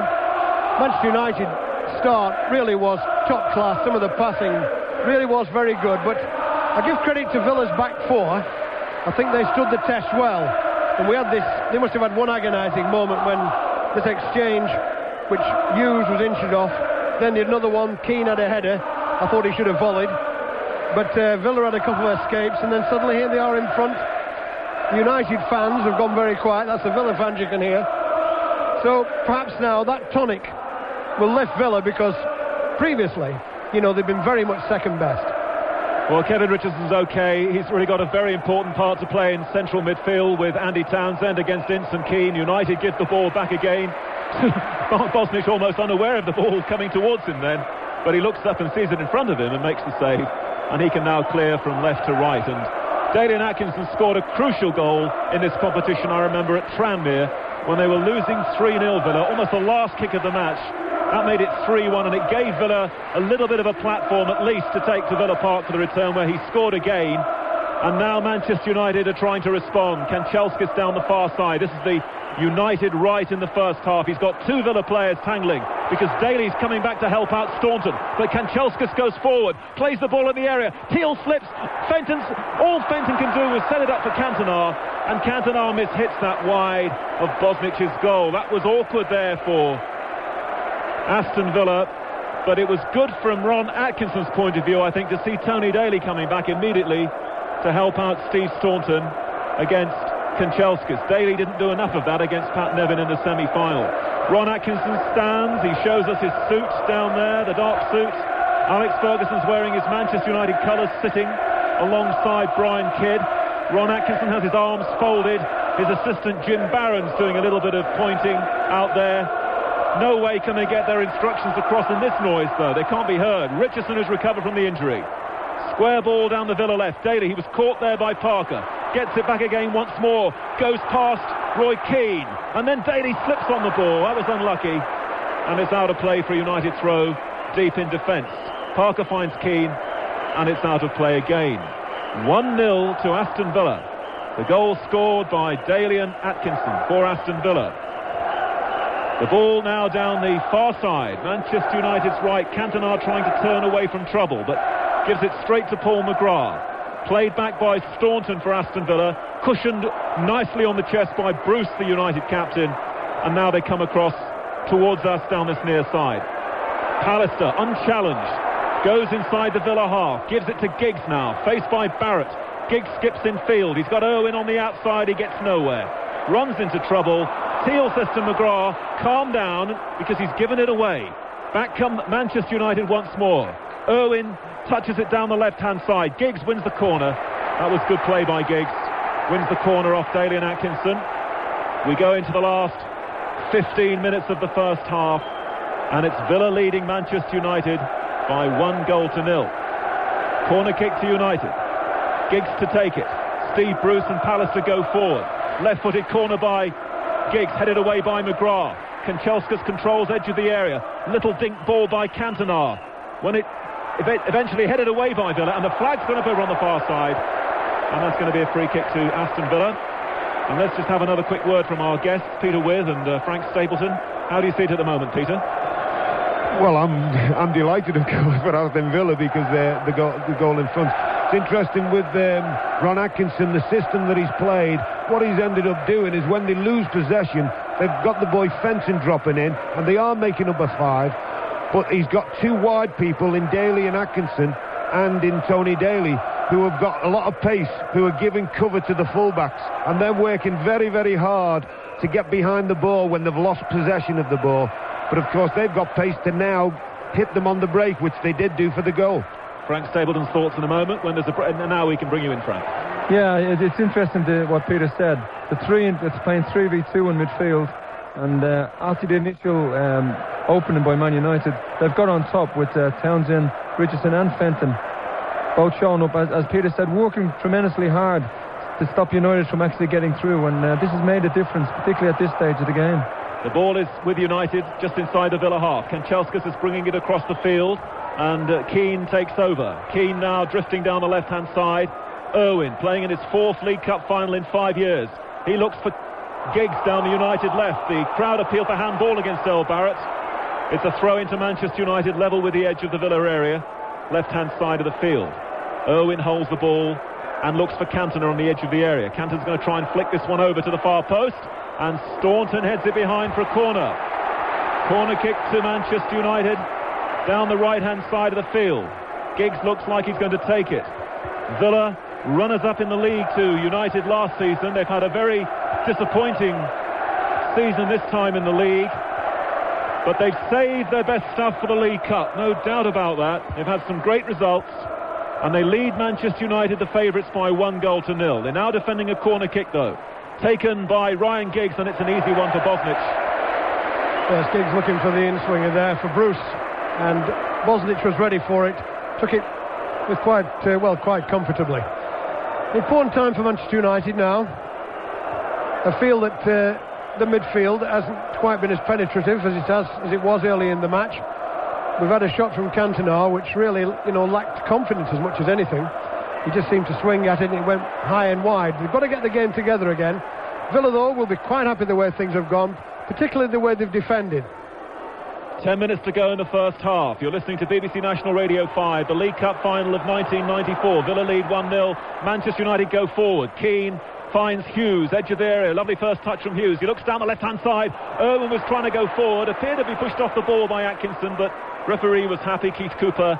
United lose their way in midfield. They look to Cantona to try and win it back. He slides the ball back to number 16, Roy Keane, who holds just inside the Villa half. Ince, unable just at the moment to dominate for Manchester United. Richardson and Townsend have stepped up their game. Keane again, brushed off the ball by Teal. Teal now down the Villa left, over on the far side. Tried to filter it down for Tony Daly. Couldn't get the ball past Paul Parker. And it's a throw to Aston Villa.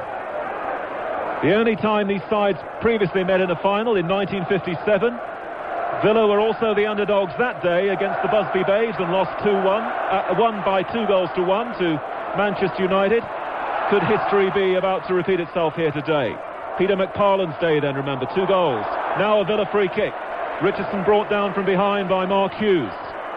Free kick to Villa, just inside the United half. Everybody coming back from the Manchester side, including Cantona. Centre of the field, Richardson the captain. He has a little look around. Daly's in space over on the far side, calling for it. Richardson just spots him. Where's he going to place it? Looks for Atkinson to flick it on for Saunders. Saunders gets goal side of Pallister. Bruce will have to come in and help him out. And in the end, Parker gets it out of the area. Lovely skills from Cantona. Then a poor ball looking for Hughes. Villa knock it back again to the penalty area. And away by Steve Bruce in the end. And that might turn out to be a good ball. Kanchelskis down the far side, but Staunton sticking tight to Kanchelskis and threads it back to Teal, edge of the area. This is a really good bit of play now from Villa following the goal. Richardson tried a long ball into the Manchester United half.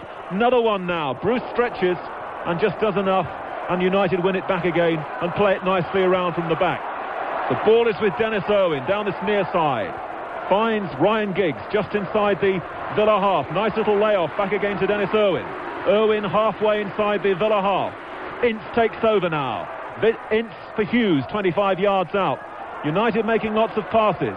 In the end, Irwin tried to flick it down the left, and Villa get it away from Kevin Richardson. The ball short of the halfway line, and a foul by Saunders on Pallister. Quickly taken free kick by Manchester United. The ball is centre field with Keane. Hughes now in the deep for Manchester United. Back again to Keane. Keane down the centre looking for Giggs. Missed kick by Barrett, but it's not costly. And Barrett can now chase the ball across to this near side. He can't keep it in though. And his was the last touch. And Manchester United have a throw in about 10 yards from the corner flag. 7 minutes left in the first half. And Dalian Atkinson's goal here has given Aston Villa the lead. Throw to United. Irwin to take it. Cantona back to Irwin. Hughes and Kanchelskis waiting at the far post with Keane. Cantona drifts a right-footed ball in. Hughes can't head it down. Away. Parker with a shot. Just wide. What a moment that might have been for Paul Parker. Scorer of very few goals in his career. That was a good effort from the fullback. Certainly was. It was a volley almost on the turn, and it came about after the ball was knocked into the box. It was Teal who headed it away, and Parker running in absolutely struck it. I thought for a second it was in. It couldn't have missed by much because Bosnich just had a look at it.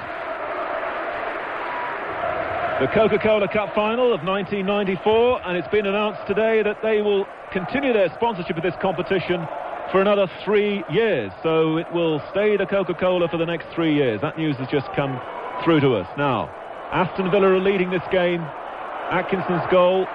Saunders wanting something over on the far side. He, in fact, has been penalised by Keith Cooper. Free kick to Manchester United. Bruce trying to inspire his side back into this game to take the free kick. Bruce's free kick about 30 yards into the Villa half. Cantona was pushed by McGrath. Not very subtle that. The referee was 5 yards away. And this free kick, centre field, is about 35 yards or so away from Bosnich's goal. Nothing on here for Dennis Irwin, I don't think. He's just limbering up down this left-hand side. Giggs is going to go across to take it. Now Bruce makes a late entry into the area. Free kick is aimed towards Bruce. Got a little push as he went up for the ball. Ball comes out to Giggs. Giggs and Irwin leave it to each other. And Villa now have a chance to clear, but they haven't done it. Giggs flashes the ball up towards the edge of the area. And it's away. Drop kick clearance by Sean Teal. Back come Manchester United. Parker can't go forward. Gives the back pass to goalkeeper Les Seeley. The one keeper so far to have been beaten in this game. The first time he's played in the United goal since he returned to the club from, of all people, Aston Villa. Now Cantona, almost the last line of defence for United. Gives the ball to Parker down the right. Parker looks for Kanchelskis. For Keane. Now Kanchelskis has it. Good build-up play by Manchester United. Kanchelskis does well to keep it in. Kanchelskis going forward, looking to try and go past Townsend. Has another go. Might need a bit of help. Tried to cross with his left foot. Ball comes back to Parker. Parker elects to keep it in down the far side. Finds Ince on the edge of the area. He'll try and turn against Kevin Richardson. Villa really defending well, having taken the lead. Ince's ball in. Cantona can't reach it. It's a bit short for Keane. Tremendous challenge by the youngster Fenton. Comes away with the ball strongly. Equally great challenge by Hughes. Hughes gets a break now as Kanchelskis finds Parker down the United right. Parker wants one too many touches. He stumbles and Staunton takes it away from him, and United missed the boat. Last 5 minutes of the first half, and Tony Daly showing us his pace now. Daly goes forward. Saunders is hoping he can find him. He does in the end. Near side, the Villa right. Saunders bustles forward, tries to flick it past Owen, and it doesn't come off for Aston Villa. United have got too many defenders there, and now they try and stretch Villa down this near side with Cantona. Still getting booed by the Villa fans. Lovely ball across the field for Andrei Kanchelskis. Faced by Staunton, goes past him, and then he's a bit unlucky there. He punts the ball too far in front of himself, and it's out for a throw-in. Good play by United, and then just a reminder there on the break, Tony Daly running at them from the halfway line. His pass really was a little bit laboured, and Saunders was left with a little bit too much to do. 3 minutes to go in the first half. Villa 1, Manchester United 0 in the League Cup final. Villa again now with number 25, Fenton. Chipped the ball up towards the edge of the area. Pallister heads it away. Good skills now from Dalian Atkinson, and Villa regroup in midfield. Richardson having a fine game for Villa, the captain. Richardson again, he was played into trouble there against Paul Ince. He loses his boot. Typical challenge from Ince. And it's a throw to Villa down this near side of the field. Richardson puts his boot on. Villa take the throw in. Daly's come across to the right hand side for the first time. Sees that Richardson's struggling to get his boot on, so picks out Townsend instead. And now Townsend once more. And Atkinson goes across to the left. That was a poor ball though by Aston Villa. It's out of play for United throw-in. Deep in defence, and Parker throws it back to number 13, Les Seeley. Here he comes. Shuffles the ball out of the area. He might have cleared there all the way, but United are preferring to build up methodically from the back. Bruce finds Hughes, who comes short to receive the ball. Hughes faced by Teal, works it wide down the right. Kanchelskis in field for Keane. Owen makes a late run down the left-hand side. Keane is still centre of the field. United trying to get an equaliser before half-time. Playing the ball around the Wembley playing area here. Trying to get an equaliser with Cantona. Cantona still sees Pallister in a good position. United patiently from the back. Now Pallister goes forward. Still Pallister. He's going to run into trouble here. Runs into Barrett. Goes down under the challenge. Edge of the area and wins the free kick. Pallister points inside the area. There's no doubt he fell inside the area, but the challenge was outside, and this is going to be a free kick, and it's going to be very dangerous potentially for Mark Bosnich, with Dennis Irwin on the scene there immediately, and Cantona and Ince and Giggs. They've got a minute or so left in the first half. This would be a very good time to equalise. This kick is no more than a foot outside the penalty area, to the left as we look at it. In a line, Cantona, Irwin and Ince. This could be Dennis Irwin. And Kanchelskis and Giggs on the right. They want the wall pushed back a little bit more. Bruce has gone right up. He's about 9 yards out with Mark Hughes. Bosnich has got a wall of 5. It's Irwin with the curler, and it goes into the wall, and Daly's clearance is sliced out of play for a throw-in. Yes, Villa had done the homework on that, because what happened was, as he took the free kick, Staunton backpedaled quickly to the line. You know, make sure he wasn't playing everybody on side at the initial move, and then he was ready for the ball being curled into the top corner. It's not a throw-in, it's a corner, and Giggs is going to take it. Last seconds of the first half, left-footed corner. Cantona can't reach it in the air. Villa now with a chance to clear. Atkinson, a fine ball for Saunders. Saunders holds, does well for his team. Turns, plays it, and Villa try to counter-attack here, and Fenton goes forward. But Owen holds him up, but still the danger not clear. Fenton once more for Aston Villa, leading by 1-0. Saunders played into a certain amount of difficulty there by Fenton. Ince shovels it away, but doesn't really look. It's straight back again with Villa, playing added time in the first half. Staunton now for Daly.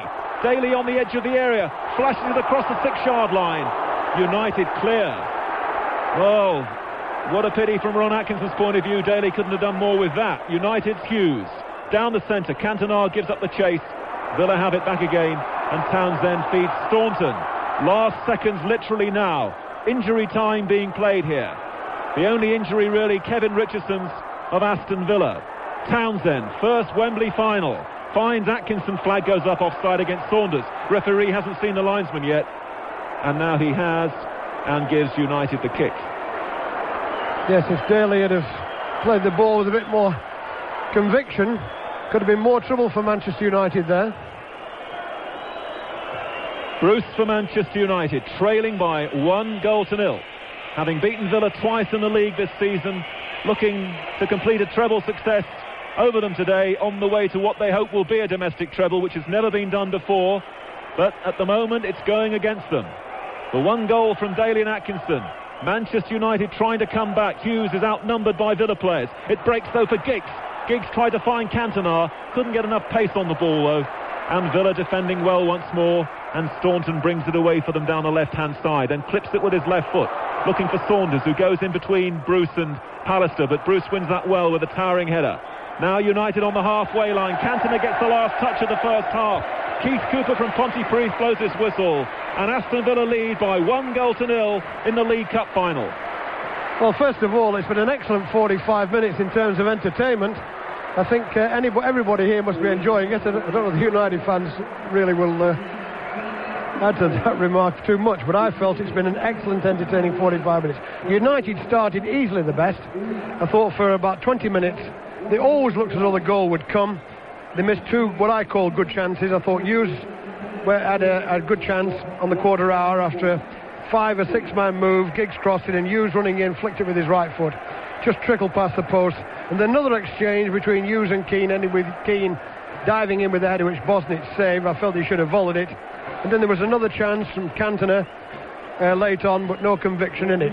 But sandwiched in between was this goal from Villa. That came on 25 minutes. Prior to that, I thought they'd offered very little. They defended well. And while it stayed 0-0, of course, there was always plenty of running in the front players.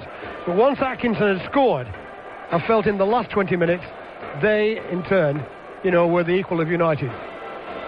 So Alex Ferguson has to sort things out at half-time.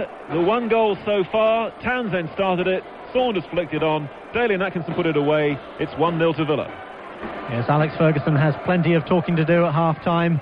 You have to G them up for the second half. And what a goal, Peter, with to bless a final. I mean, that was terrific by Atkinson. And the man we were saying 5 goals so far, it was lucky 6, wasn't it? It was, yeah. I mean, the one thing really, I mean, it's a great advertisement for football. It's nice to see the two sides want to play football, want to compete, want to play, and what a stage to set for it. I mean, it was a great goal. They had been under the cosh for maybe 15-20 minutes, but I thought that tactically Ron Atkinson had got it right. He really denied space. The last time he played, he went for the man-for-man system with Cantona, and it didn't work. All of a sudden, he's changed the system just slightly. Great little 1-2. And Dalian Atkinson making them runs from where he does. I thought it was a brilliant finish in the end. I thought it was a great goal. Well, Frank Stapleton is also alongside me. Frank, apart from the goal that Villa scored, though, my main memories from the first half were of United's missed chances. Yeah, I think that they'll be disappointed having conceded a goal and not being ahead early in the game. But once Aston Villa got the goal, for me, the United more or less disappeared. I've been disappointed in Giggs and Kanchelskis. Their game today has been poor. I mean, Giggs is wanting to flick a lot of things, and this is after the initial period when they were on top. Well, the Villa team have just emerged from the tunnel. Manchester United just coming out now. Just time for a quick comment from our experts up alongside me. First of all, Frank, what has Alex said to them at half-time, do you think? Well, I think he'll be asking them to put a bit more in, to try and get more thrust into the wide positions. I think they're getting good possession, but they're not being positive enough, particularly Ryan Giggs. I think he's got to get in the game more. If Man United are going to get back, going to get back, going to get back, going to get back, going to get back, going to get back, going to get back, going to get back, going to get back, going to get back as well, isn't he? Difference as far as I'm concerned is that Alex Ferguson worried than what Ron Atkinson will be, simply because if I look at the Villa side, there's not one player that I could criticise. If I look at the two wide men in Manchester United, they have not got into the game, and that's what the difference maybe could be. Okay, kick-off about to happen then. Dalian Atkinson's goal separates the sides. It's 1-0 to Villa going into the second half. Your commentary team again, Mike Ingham, Jimmy Armfield, and first, it's good evening to Alan Green. Yes, what are we doing at this time watching football? Why isn't it a 3 o'clock kickoff? That's this question each year of this game. No alterations to the two lineups. These are the teams. Manchester United have in goal Seeley, their defenders Parker, Bruce, Pallister and Irwin as they kick off the second half. In midfield, Kanchelskis, Ince, Keane and Giggs. The strikers Hughes and Cantona. The Cantonese been very deep in that first half. Villa in goal, Bosnich. In defence, Barrett, Teal, McGrath and Staunton.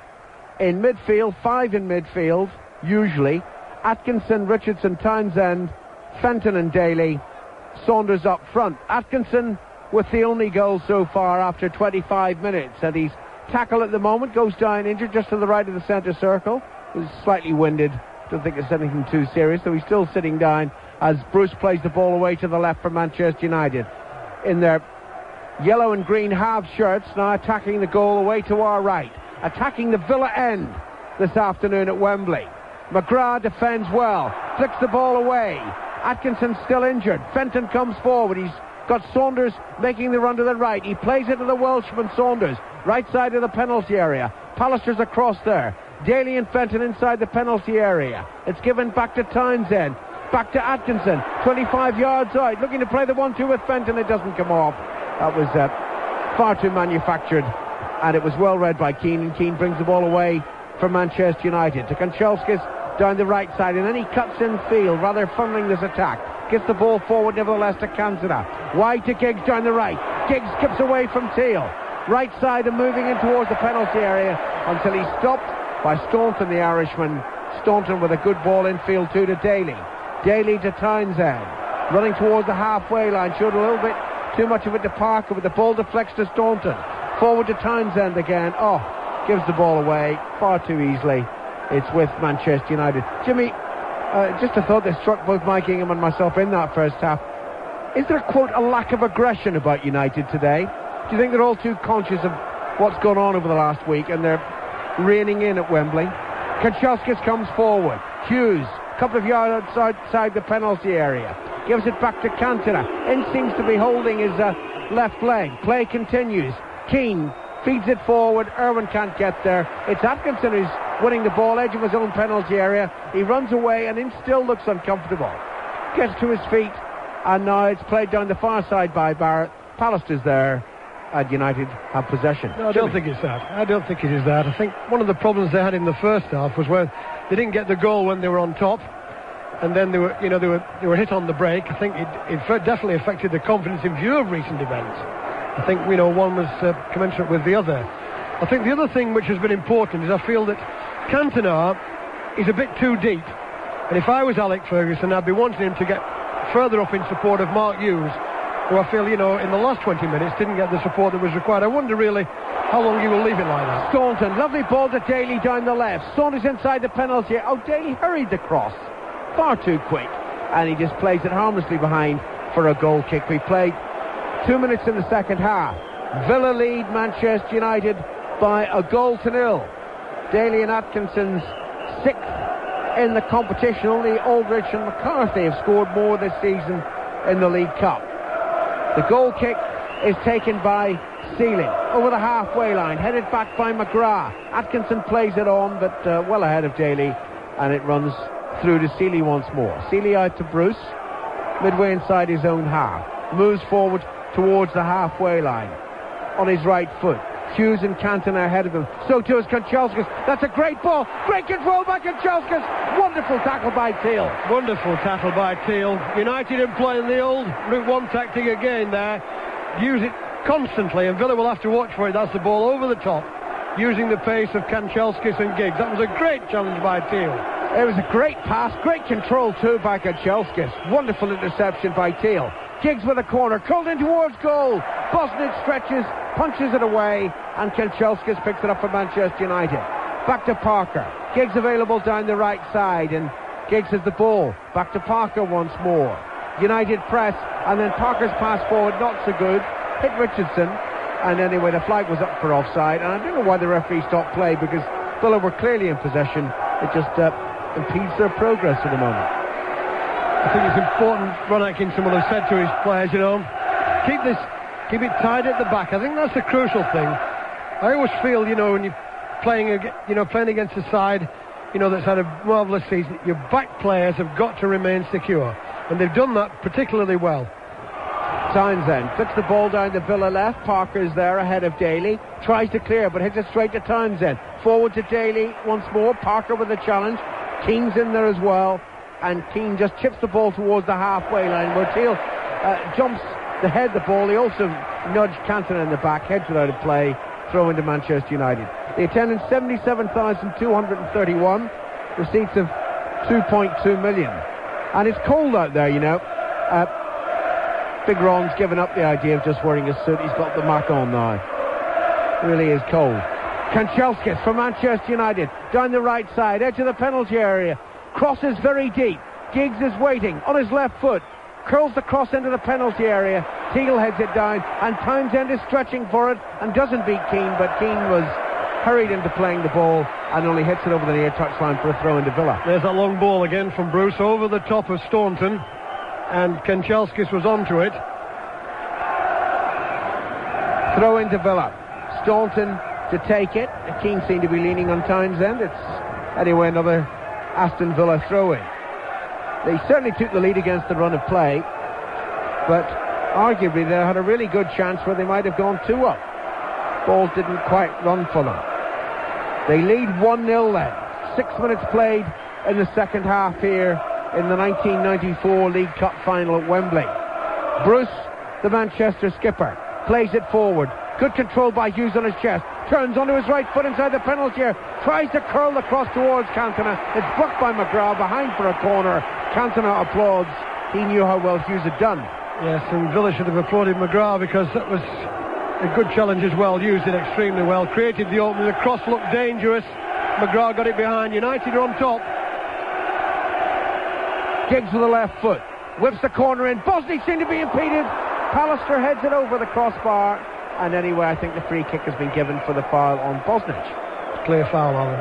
Yes, it was, because as Giggs knocked the ball in there, Bosnich came for it and he was quite deliberately balked. As the ball came over, actually, what they're looking for, United, on these balls, they're looking for Bruce all the time or Pallister. And Pallister was going for that, but Bosnich was clearly balked. In Trinidad, England were 328 all out. That was a lead of 76 on the first innings. Here at Wembley, 7 minutes played in the second half. Manchester United 0, Aston Villa 1. Dalian Atkinson with a goal. Parker plays it forward for United. McGrath heads it back inside the United half. Bruce was waiting, loses out to Fenton. He's got Saunders ahead of him. The referee says that Fenton used his hand. Yes, he did. He knocked the ball. I don't think it was deliberate, but he went in there with his arms around. He's done well, young Fenton. He's plenty of running in his game. It wasn't deliberate. It shouldn't have been a free kick. Ball is out of play on the near side of the field. It's a throw into Manchester United. Parker to take it, and Alex Ferguson up quickly off the seats on the near side to shout instructions. He wears the look of a worried man just at the moment, and I think he's being told to come back and sit down. He is, indeed. Went rather too close to the touchline. 7 minutes played in the second half. Villa a goal up. Pallister for United. Over into Villa territory. Gives it to Ince, who seems to have run off that slight injury. Plays it to his right. Keane, 30 yards out. Doesn't even think about shooting. Gives it to Kanchelskis. Right side, just outside the penalty. Oh, does well. Gets around Staunton into the penalty, and then he overruns the ball, surely he does, and it's a goal kick. Yes, and it couldn't have been out by much. But he went round the outside of Daly and Staunton there, and what he did, he just had one touch too many, and it trickled over the line. I think that's the route really for United. They're going to use these wide players. I think Alex Ferguson will have demanded a bit more from the pair of them, Giggs and Kanchelskis. But at this moment in time, I think United at least have got the game together again. They desperately need the goal, though, for the confidence factor. It's the Villa bands who are singing.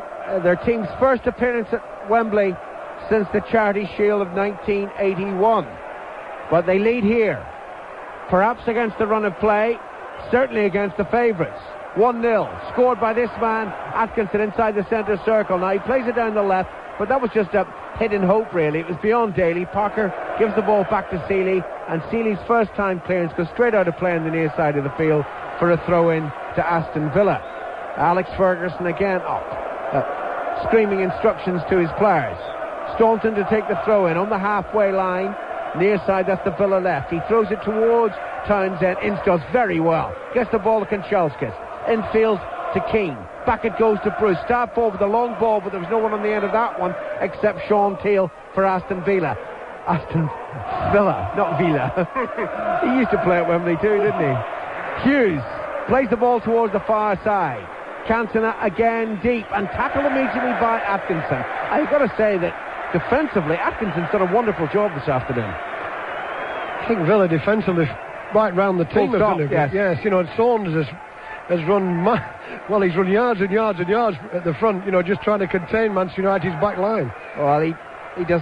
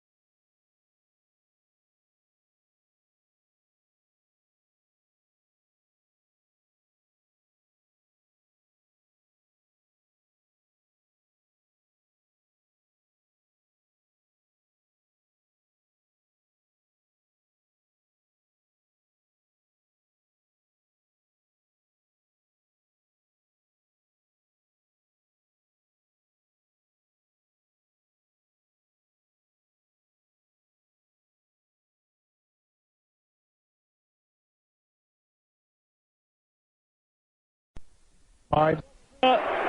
Got through to the final on a penalty shootout against Tranmere. It's Dean Saunders against Les Seeley. It's 2-1 to Villa. It's 3-1 to Villa. And the treble dream is over. Aston Villa now, you can safely say, have won the League Cup. They've won their first English Cup since 1977. They dance around on the bench. Ron Atkinson gets a hug from Steve Staunton. Dean Saunders has got 2 goals, and Manchester United cannot now win this game. Well, it's ended really in tragedy for Manchester United. Kanchelskis sent off. I'm led to believe he will now miss the FA Cup semi-final. That's the 4th player they've had sent off in 5 matches for a handball on the line, but make no mistake about it, it was going into the back of the net. Atkinson shot. Daly caught them on the break. Daly hit them with a good shot that hit the post, came back, Atkinson struck it, it was going in, Kanchelskis caught it with his left arm, and the referees supplied the law, really to the letter really, and sent him off. It seems a bit harsh really, but there he goes, 3-1. It's a free kick to Manchester United taken by Keane. Cantona rises, hopefully, Villa clear, and the whistle goes at Wembley. The final whistle goes from referee Keith Cooper. And Aston Villa are back in Europe. They've won their first domestic cup for 17 years. They have beaten the favourites Manchester United by 3 goals to 1. Ron Atkinson has done it to his former club again. He did it with Sheffield Wednesday here in 1991. On that occasion, 1 goal from John Sheridan beat Les Seeley. But today he's done it with a 3-1 scoreline. Dalian Atkinson the first. Dean Saunders then popping in 2. The third dramatically with a penalty after Mark Hughes had given United some hope. United now have to forget about the treble, which manager Alex Ferguson said was always going to be difficult. He now has to lift his side for a week coming up against Liverpool and Blackburn. Manchester United can still win perhaps a double, but the moment now belongs to Aston Villa and the Claret and Blue. They've waited so long for this. So many of their supporters, their younger supporters, have never been to Wembley Stadium before to see them in a major cup final. Well, now they've equalised Liverpool and Nottingham Forest's achievement in winning the League Cup for a 4th time. Congratulations to Villa and to Ron Atkinson. Well, I said before the game, I thought Manchester United, if they played as well as they could, they would win. And they started off extremely well, but in the end they faded. I must say that they did fade. Villa hit them with a goal on the break, Atkinson on 25 minutes, but they picked themselves up. They looked like getting back into it again, but then they got caught again from a free kick on 75 minutes, and I think at that stage I think they must have felt, well, it's one of those days when nothing's going to go right. They had 3 good chances, Hughes, Keane, Hughes again, and then on 70 minutes I felt came the crucial issue. The ball was knocked into Sharp, 6 yards from goal. It was a bit slow, and United and Villa scrambled it away. They went to the other end, scored a goal. So could have said it being 1 each. It was 2-1. United made a last-ditch effort with Hughes, but then came the final tragedy of all: to lose a penalty and then to have another player sent off. You know, Alex Ferguson must be wondering really where it's all going to end. But, well, good luck to Villa. They've worked hard. Manchester United will go home tonight just wondering just what does lie ahead, I think, in the last few weeks of the season. But they've got the talent, Mike. The talent's there. There's no question about it. Well, Blackburn Rovers will be wondering as well how this is going to affect Manchester United. So will Oldham. Interesting there to see Alex Ferguson consoling Andrei Kanchelskis. And Kanchelskis appeared to be saying to him, if he can speak in English, there was nothing I could do, boss. Let's say straight away that the sending off today, totally different from the Schmeichel sending off or the Cantona sending off at Swindon. I didn't think Cantona should have been sent off on Tuesday night, but Kanchelskis sent off for handling on the line. And so, as they do in the League Cup, the beaten side go up first of all, Manchester United. Alex Ferguson kept on saying that the treble was going to be tough. Well, it's now impossible. Still a chance of doing the traditional double of League Championship, Premiership and FA Cup, provided there's no reaction to this. Liverpool, remember, they play at home on Wednesday. Then the big one against Blackburn next Saturday, and Eric Cantona will begin a 5-game suspension after the game against Liverpool. Steve Bruce is leading Manchester United up for the first time, and this is not what they came for here today. League Cup final runners-up. And the big question in football now is this a one-off failure here this afternoon, or could there be deeper damage to Manchester United? They came here, Villa, obviously very relaxed, the underdogs. Manchester United had that inferno of a game at Highbury on Tuesday. Villa have been down in the home counties over the weekend. They've had comedian Stan Boardman and manager Ron Atkinson cracking the jokes today on the team bus, bringing them here. And just as in 1957, when they came here and upset the apple cart in the FA Cup, they have beaten the favourites, Manchester United. The United players go up, they look very, very down. Alex Ferguson is really going to have to pick them up now over the next couple of days before they receive Liverpool on Wednesday. But now Aston Villa go up. Ron Atkinson may be a jinx on his former club. He beat them here with Sheffield Wednesday. He knocked them out when he was with Villa last season when they were the holders. Today he completes a hat-trick and also prevents United's historic treble. Kevin Richardson's now won all 3 major English prizes in his career. 3rd attempt in this final with 3 different clubs. Like Steve Bruce, he's a Geordie. Like Steve Bruce, he's a great professional. It's Kevin Richardson collecting now on behalf of his team, Aston Villa, their first domestic cup since 1977. He will receive it from the Lion of Vienna, Bolton's Nat Lofthouse. First the medal, and now for Aston Villa, they were the first winners, and now the latest winners of the League Cup. Richardson turns to his right. The flashlights go on all around the stadium. Many of the United fans away to the left already making their way to the exit. Kevin Richardson and Aston Villa are back in Europe. Every single member of the team now will pass the Coca-Cola League Cup down the line. Mark Bosnich, watched by family from Australia, passes it on to Dean Saunders, who got a couple of goals. Crucially, the second one as well, which made life so difficult for United. Steve Staunton gets to shake the cup as well, and 19-year-old Graham Fenton as well. A brave decision that by Ron Atkinson to shake up his team, to leave out the experienced Ray Houghton. Fenton came in, nobody in the Atkinson side let him down today, and it's Villa's League Cup. Yes, I suppose it's fitting that Richardson lifted the cup, because I thought he was the outstanding player on the field today. There are a few heroes, Villa, at the back particularly. Couldn't fault any of the back line. But I thought Richardson was outstanding. He led by example from the middle of the field. His work rate, but apart from that, he kept his composure. He showed all his experience. He made 1 or 2 very telling tackles. And he's the man really who's personified what Villa have been about today. United had a lot of possession. Tremendous amount of the possession. But the walking off on the far side there, Mike, it's... they look a bit down. They do look down, of course, because they've lost. But there's still quite a bit to do, really, this season for them. They've done such a lot so far, but they've still got to get over that white line. They've still got to breast the tape. And I suppose, really, that's what they must be thinking right now. Villa, the joy is theirs today. OK, Jim, thank you. Intriguing to see now how Manchester United can react to this. It was good to see them walk around the pitch. They went to the Villa fans, who duly applauded them. Their own fans are doing the same now. Villa have won the League Cup today, record equalling 4th time. Maybe now we could get some thoughts from Peter With and Frank Stapleton with Robin Bailey. Yeah, drama all the way on Radio 5. This is the final sports programme before we become 5 Live, and we had a match which had everything. Peter With, I ought to come to you first. Marvellous for Villa. Yeah, that was only 1 goal out. I said 3-2, but we got it in the end. It was 3-1. Yeah, I mean, it was a tremendous advertisement for football. Both sides worked very, very hard. I thought tactically, Ron Atkinson got it right. He ended up playing people that maybe surprised a little bit, but he worked very, very hard, the boy Fenton. It's nice to see for Doug Ellis. It'll be the first time he's been chairman of the Aston Villa Football Club, and as chairman, it's the first trophy he's won. So that has been a bit of a bind with him and a bit of a thing with him. So he's got his first trophy under his belt. It means that they get back into Europe, of course, which is a good thing for the club again.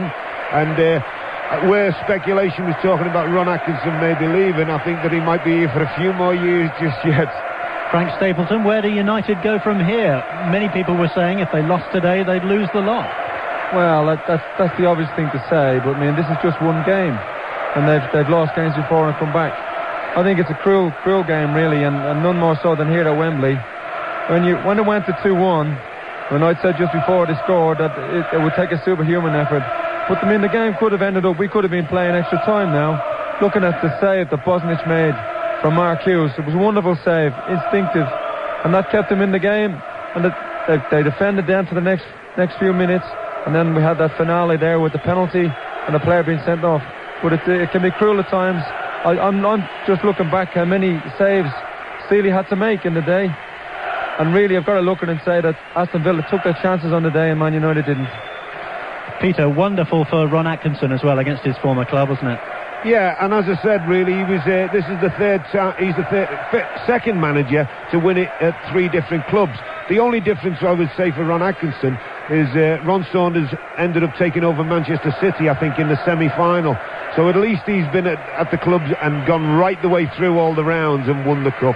And it's nice for people like him. I think that he's good for football, wants to play the game in the correct manner. And I thought that they were tremendous today. I think all 11 players, even the lads who come on, were tremendous. Worked very, very hard for each other. For the last 2 games that they've played, they've been atrocious to be fair to them. And now today they've proved the way that they can play. Okay, Peter With and Frank Stapleton, thank you for joining me this afternoon. It's been a terrific day. Your commentary team, by the way, Mike Ingham, Alan Green and Jimmy Armfield, brought all the drama home to you on Radio 5. We're 5 Live tomorrow. There's a sports roundup to come. We'll leave you with the goal that ended United's treble hopes and made Aston Villa Wembley winners again. From all of us here, a very good night to you. It's Dean Saunders against Les Sealy. It's 2-1 to Villa. It's 3-1 to Villa. And the treble dream is over. Aston Villa now, you can safely say, have won the League Cup.